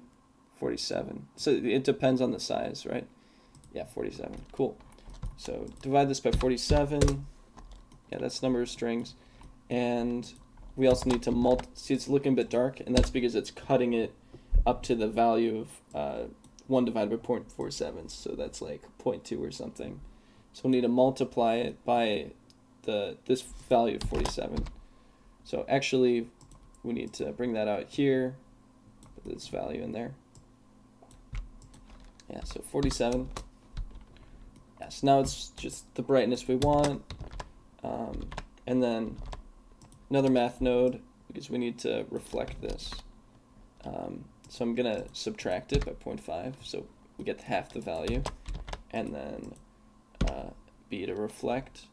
I think, yeah, we can multiply it again. So, you know, if you ever want, just to show you, if you want to return it to the original range. So this is, you can check the same brightness as this overall. And yeah, it's 47 from here to here. But we want it in here. So what are we going to do? I can try using round it to 1. So this will just keep it. Let's actually use a vector for this. So I'm going to do it on all the axes. So modulo, wait. Yeah.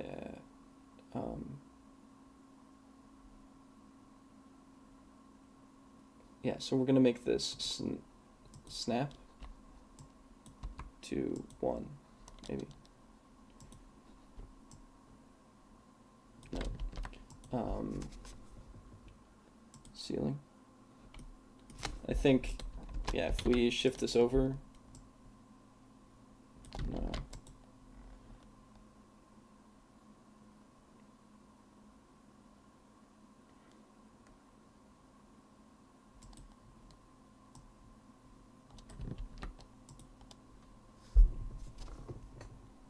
Yeah, how do we, the floor?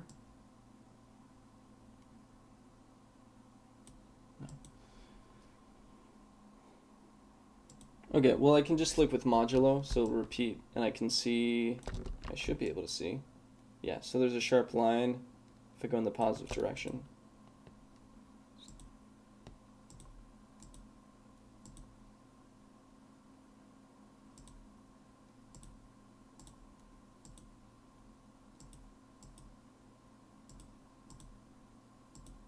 Just kind of trying these.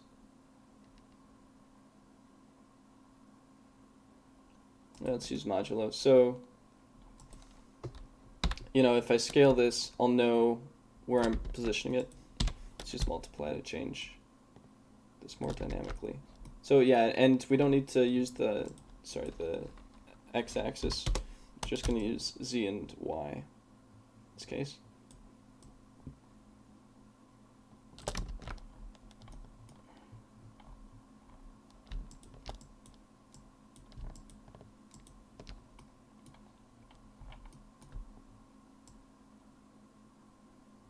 So make it bigger to make it smaller, make the number bigger to make it smaller, and yeah, so if I shift this down,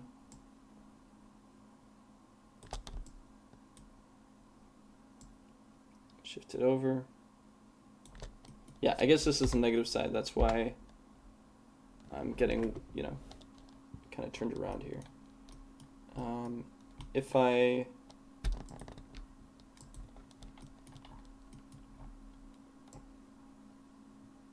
use this, we can kind of, Yeah, I guess I don't need to be this specific about these, but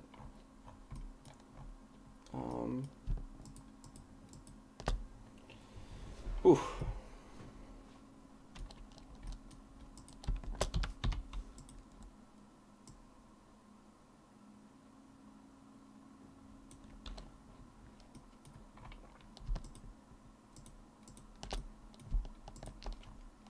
Yeah, I could have just eyeballed it, like I said I was going to, and then I went ahead and just made it hard for myself. So, if we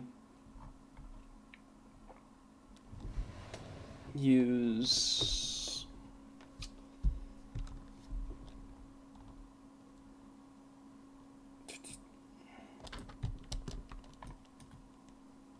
colors, so just use these. So we have white, we have gray, and we have red. Red. And then let's make this constant. So, and most of these, well, actually, those ones are clear, but yeah. Anyway, we'll use this.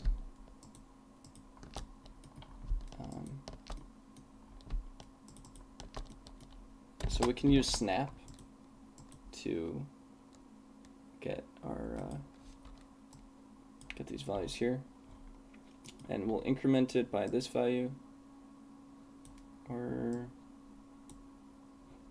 yeah, so now we have a gradient coming from each of these. And then so 47 divided by 7 is a little less than 7, so let's just modulo it, 1 divided by 7, not multiply but modulo, so choose that.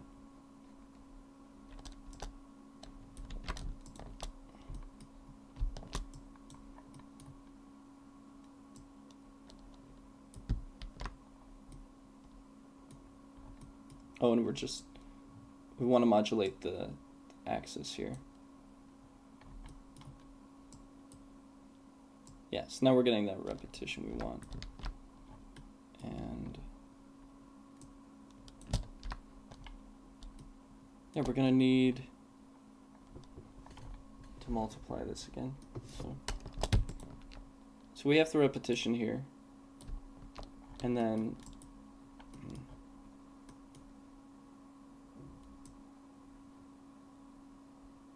let's have this drive it, and then yeah, and then we'll change this to divide, shift this down, so 1 divided by that.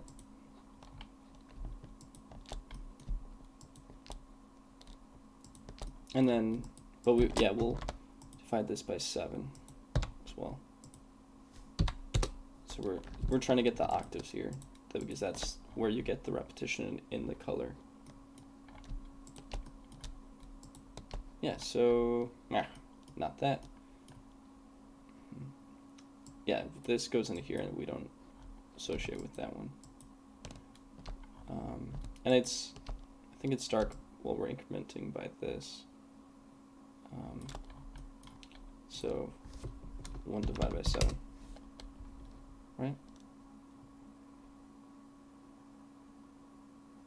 So then it will go up to 1 and then restart. But yeah, we need to multiply this to fix the range. I think we multiply by that. So multiply, yeah, so that's the right value right here to work with. And then, oh, we need to plug this in. Okay, so we're getting these colors here. Not quite so harpy yet. And yeah, close enough.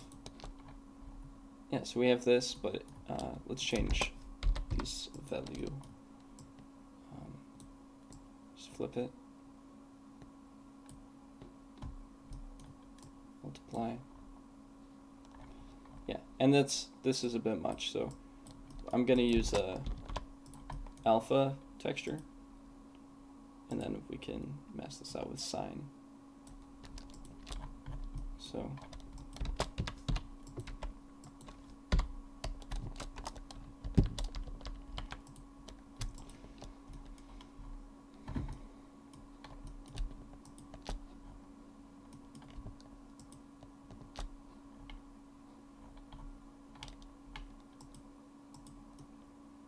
Yeah, all this extra math wasn't necessary because I'm just gonna look at it by eye, but that's how you repeated that setup. So, you know, nice to work with real values, but yeah, not very helpful in this case. So, we're gonna have a principled shader, and we're gonna make wood everybody's favorite procedural texture, and then there's the harp. It's looking rather flat. Didn't realize it was that flat. If we look at the bass,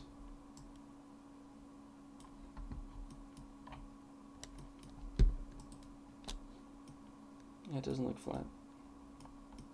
And yet it is. Because we clamped it. Whoa, yeah, okay. Well, that's a little less flat. Final stretch. Yep. It's definitely a marathon.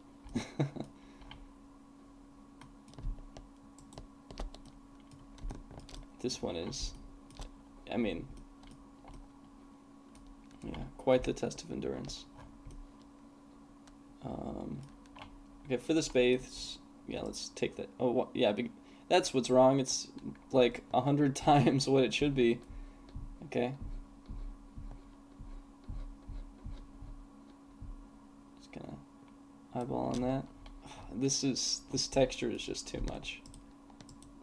Just enjoy the nice smooth diffuse while we can.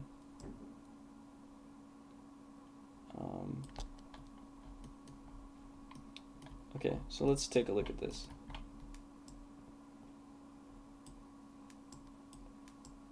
We deserve better.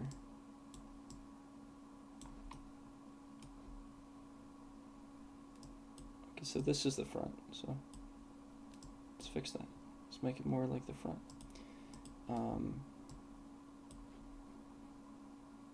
Yeah, that's better. And then there are these pedals that are important for changing the keys on it, because these pedals go all the way up here, and then it adjusts the string tension by so you can get a half tone on it, which is kind of cool, and that's what allows you to change keys on the harp. But yeah, anyway, let's this looks good enough.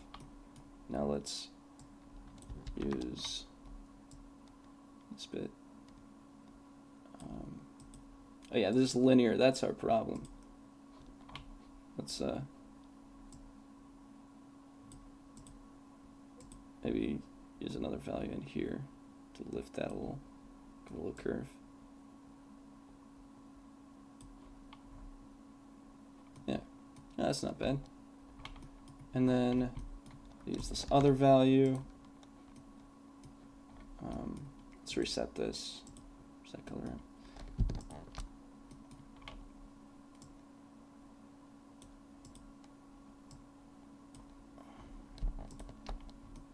Let's go back to this.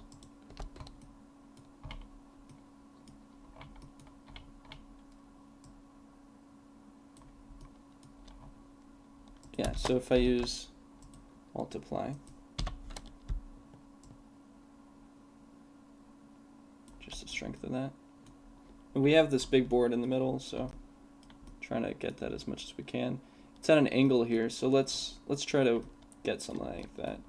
Before I start plugging stuff in, you know, and getting weird results, let's add a math node here, and yeah, we're just modifying this part, but I'm going to start there just so I encompass all of it, and we actually want it to be thinner going up, so maybe if I use this invert node, and then yeah, shift it from the top. And remember, this is only modifying this back part that starts around there, but let's just start from wherever that corner is. And then we'll mix it. Let's use add, And we can adjust how much.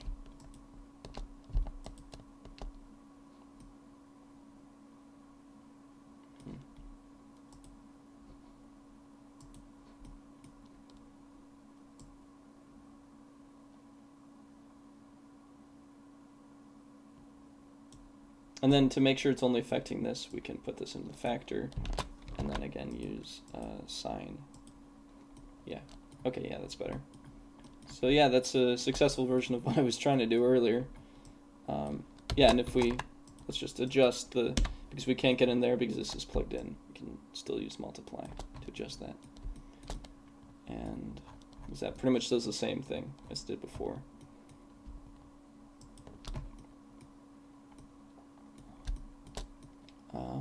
Yeah, so not doing much there. Just to shift it out, and then let's pull it back in.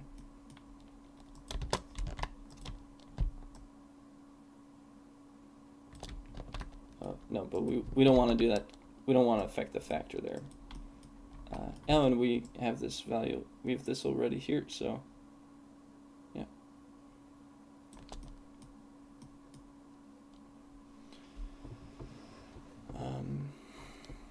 Yeah, and we can change the shade smooth, so that'll help this a little bit.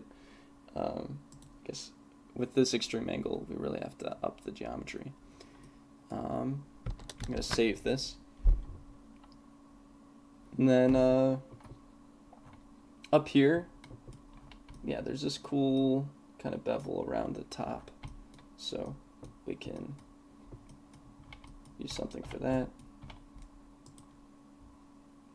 Just put something in there. Oh wait, yeah, wrong ramp. Down here.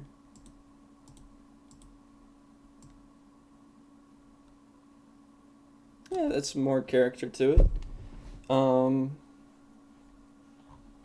Yeah. And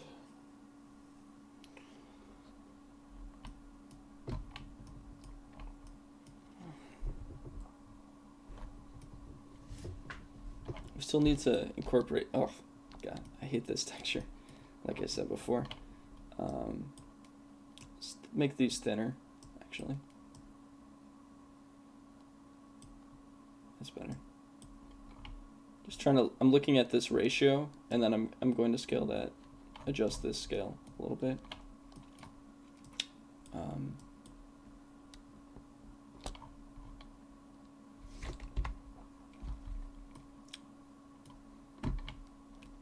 Yeah, so if I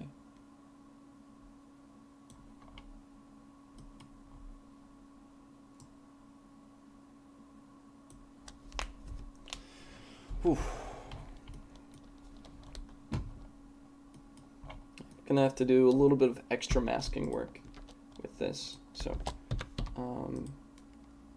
at least we can do our little thing with the sine and plug it into the factor and put this to one of these, and then this one into the other one. Let's see, what are we getting here? Yep, opposite. That's kind of a cool effect though. Cool concept. A harp made out of strings. Maybe like wood in the middle. Yeah.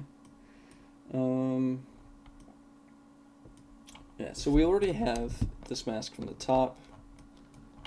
And so we're going to combine it with this diagonal mask over here.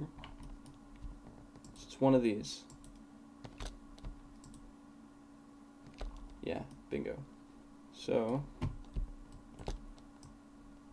put it in there, and we're gonna make this also sharp value. Yeah, so now we're starting to get, and now we just need to get the side from the pole.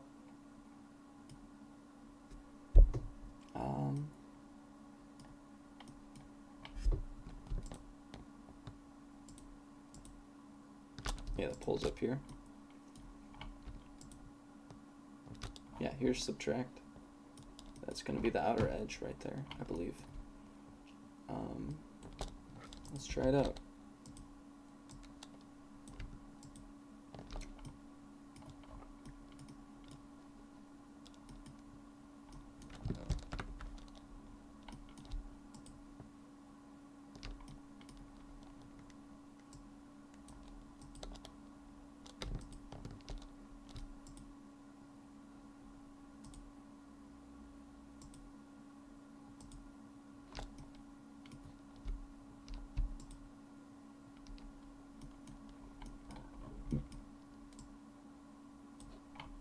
So and this isn't the finished material, so let's make shader and just plug this into the base color here, and this will plug into the normal, but with a vector bump and then plugged into height and not normal. Yeah, and getting a little something there. And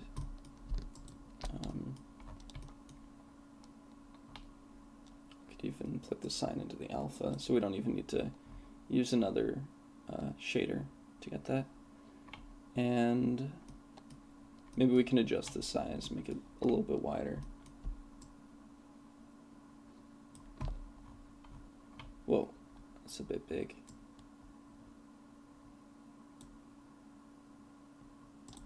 Let's try 4. Yeah, that's fine. I like that. I would just leave it like that. Not sure why we're getting these. Maybe it's being incorporated into the alpha and kind of throwing things off. Be watchful. Yeah, because this is going into that. We don't need that. We don't need these strings here. I'll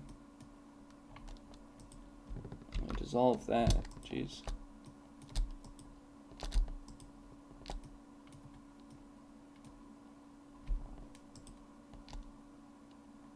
Oh, and just to say, we could put this, the alpha here.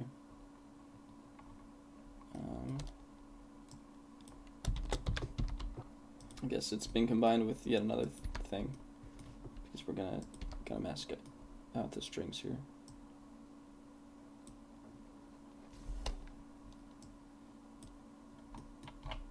Oh,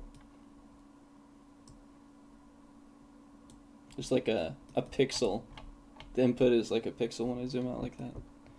So, good shot. Oh, now it's only displacing by the strings? Great. Very smart. Cool.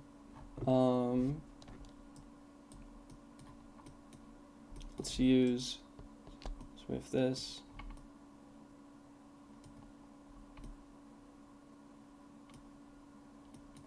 And then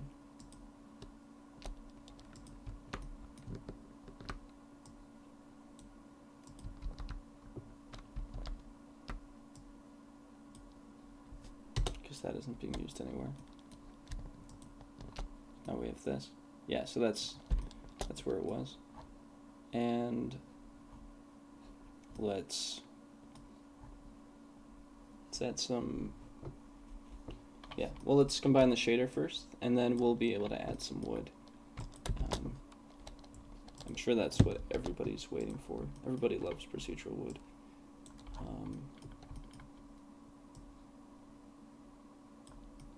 Tutorial coming soon.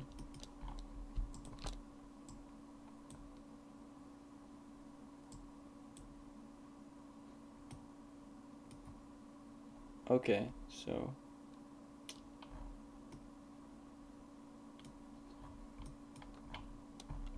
I have to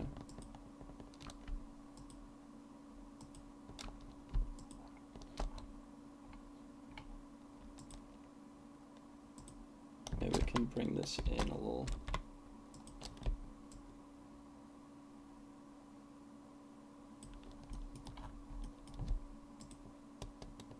Yeah, it's better. We're still getting.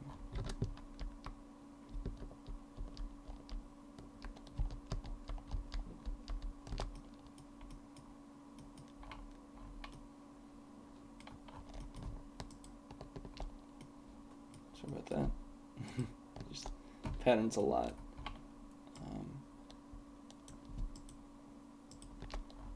You know what?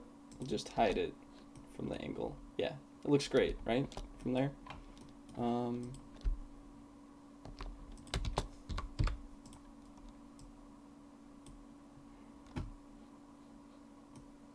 Okay, so we have this. When you're making wood, should I make it reflect? the direction on this.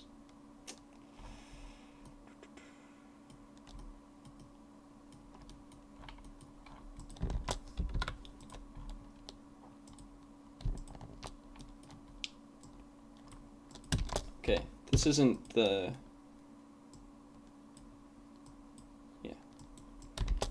this isn't the greatest wood tutorial, but let's just scale it on this and then bring it in.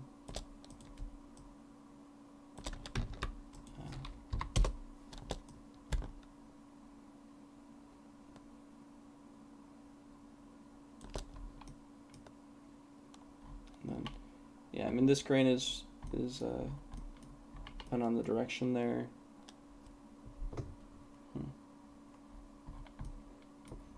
Yeah, the dirtiest approach right here, like, you know, for modeling this, I'd use UV mapping. We could use the gradient, the texture coordinates from these different components.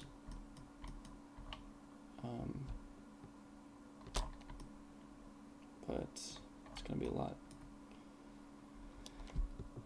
So,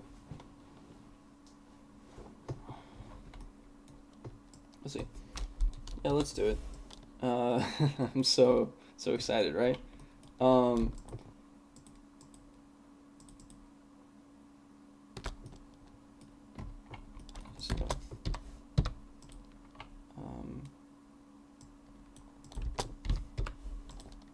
if I just use y coordinates, plug that in there, we'll get some directional stuff.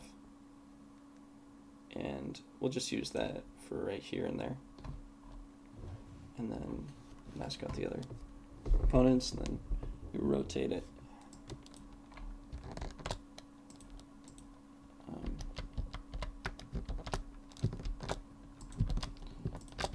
Just wait.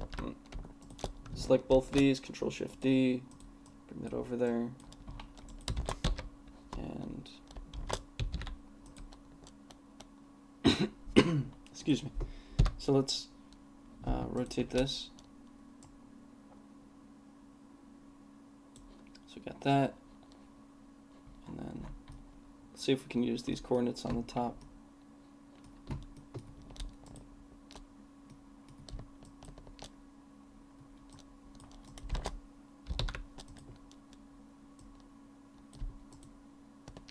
Yeah.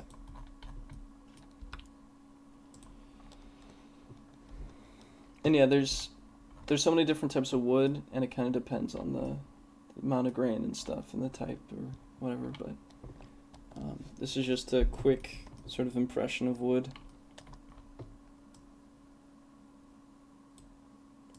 And then if you get decrease randomness, you get closer to a wave texture, which is kind of nice to have that control. Yeah, so let's mask it out. Can refer to these mix shaders.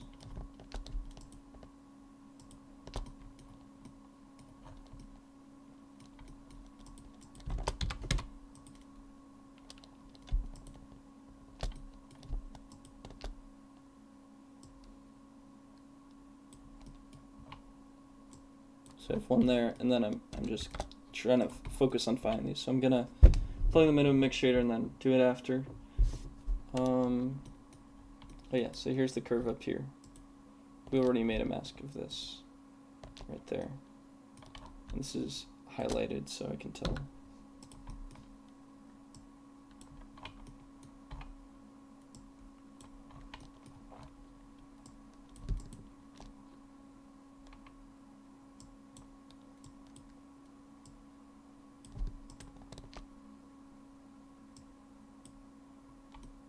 So we have that, and then click this into that, click this into that, and this should be in the factor.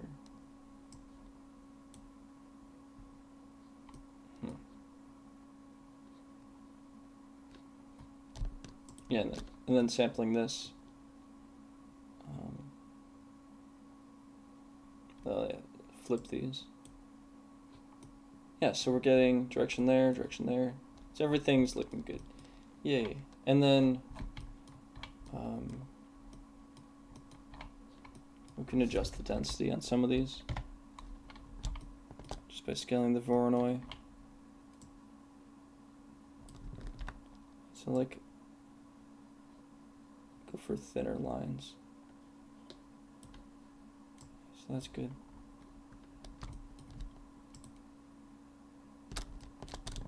The factor seems a little bit soft. Oh yeah, so let's again use the sine.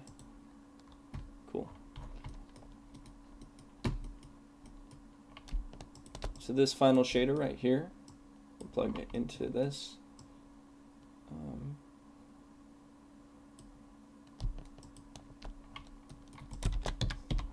Yeah, so if we use linear light, let's make this like brownish. Yeah.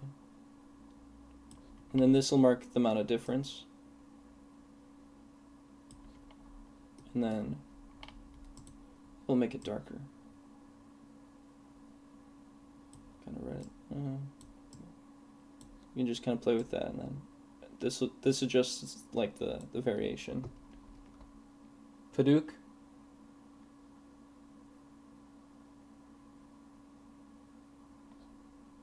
African Paidouk.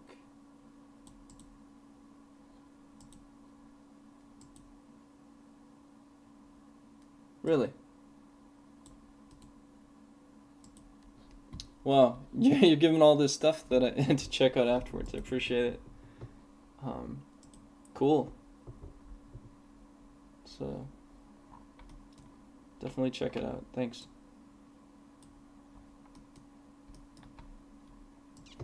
So I'll plug this in normal, the bump, smooth it out with the distance, so that should be really low.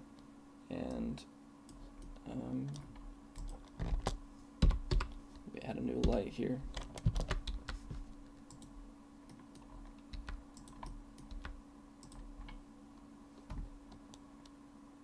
Yeah.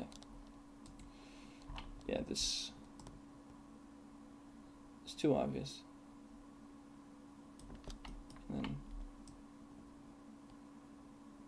with bump, without bump. Yeah. And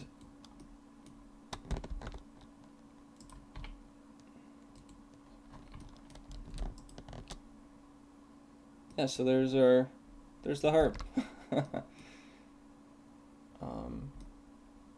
I guess this part's golden. Can make that gold. We have the mask from over here. Yeah, this one.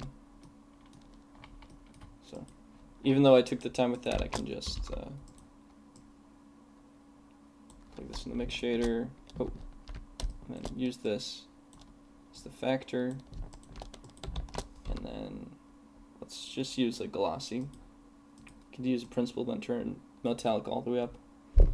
Always make metallic 1 or 0. Anything in between isn't physically possible. It's not, you know, if you ever look at a metalness map, it's always values of black and white, nothing between. You're as eclectic as they come. Yeah, it seems like it.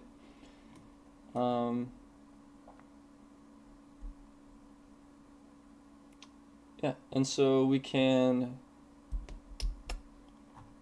work on that pole. So if I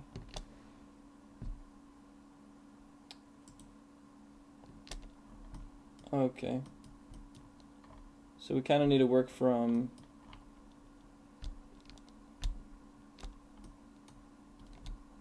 the original. Oh.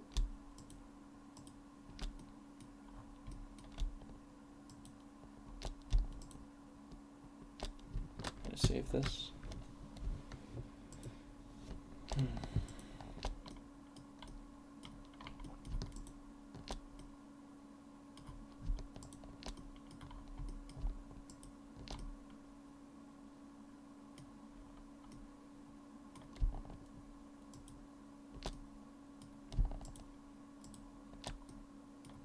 Bingo.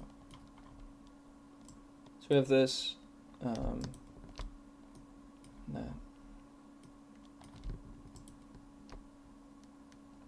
So we really want to do is remove this back and just make that wood. I mean, yeah, and clearly, like, this part is wood. I mean, yeah, this is just articulation, and I think this is painted wood in this case. This is, you know, be cool to do all these articulations, but I wouldn't spend that much time with nodes to do that.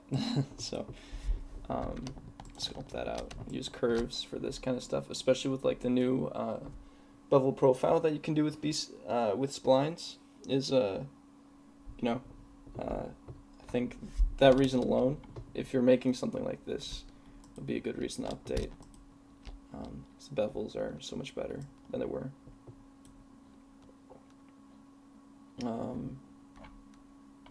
Like just the bevel options are expanded, and yeah, multiply, and then where's the mask?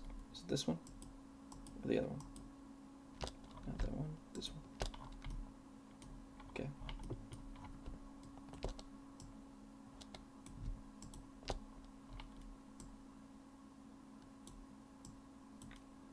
Yeah, put this in here, and then we'll flip these, I believe.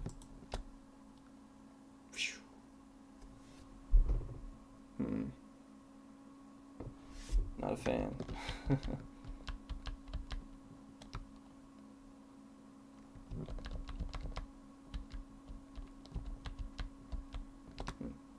So we have this combined here. And it's because we want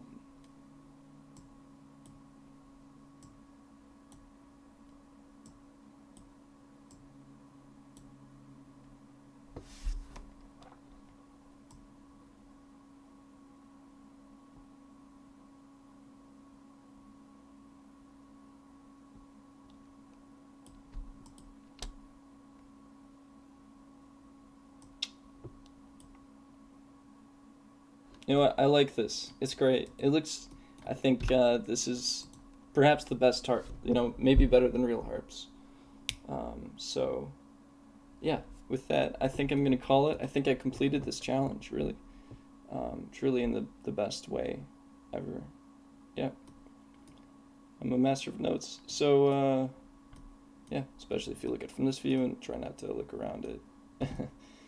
And yeah, thanks for watching, and yeah, so thanks for staying on Digital, and yeah, Blaze, if you're still there, thank you, and yep, thanks Miles, thanks Diso, thanks Michael Nelson, thank you Ulo, and yeah.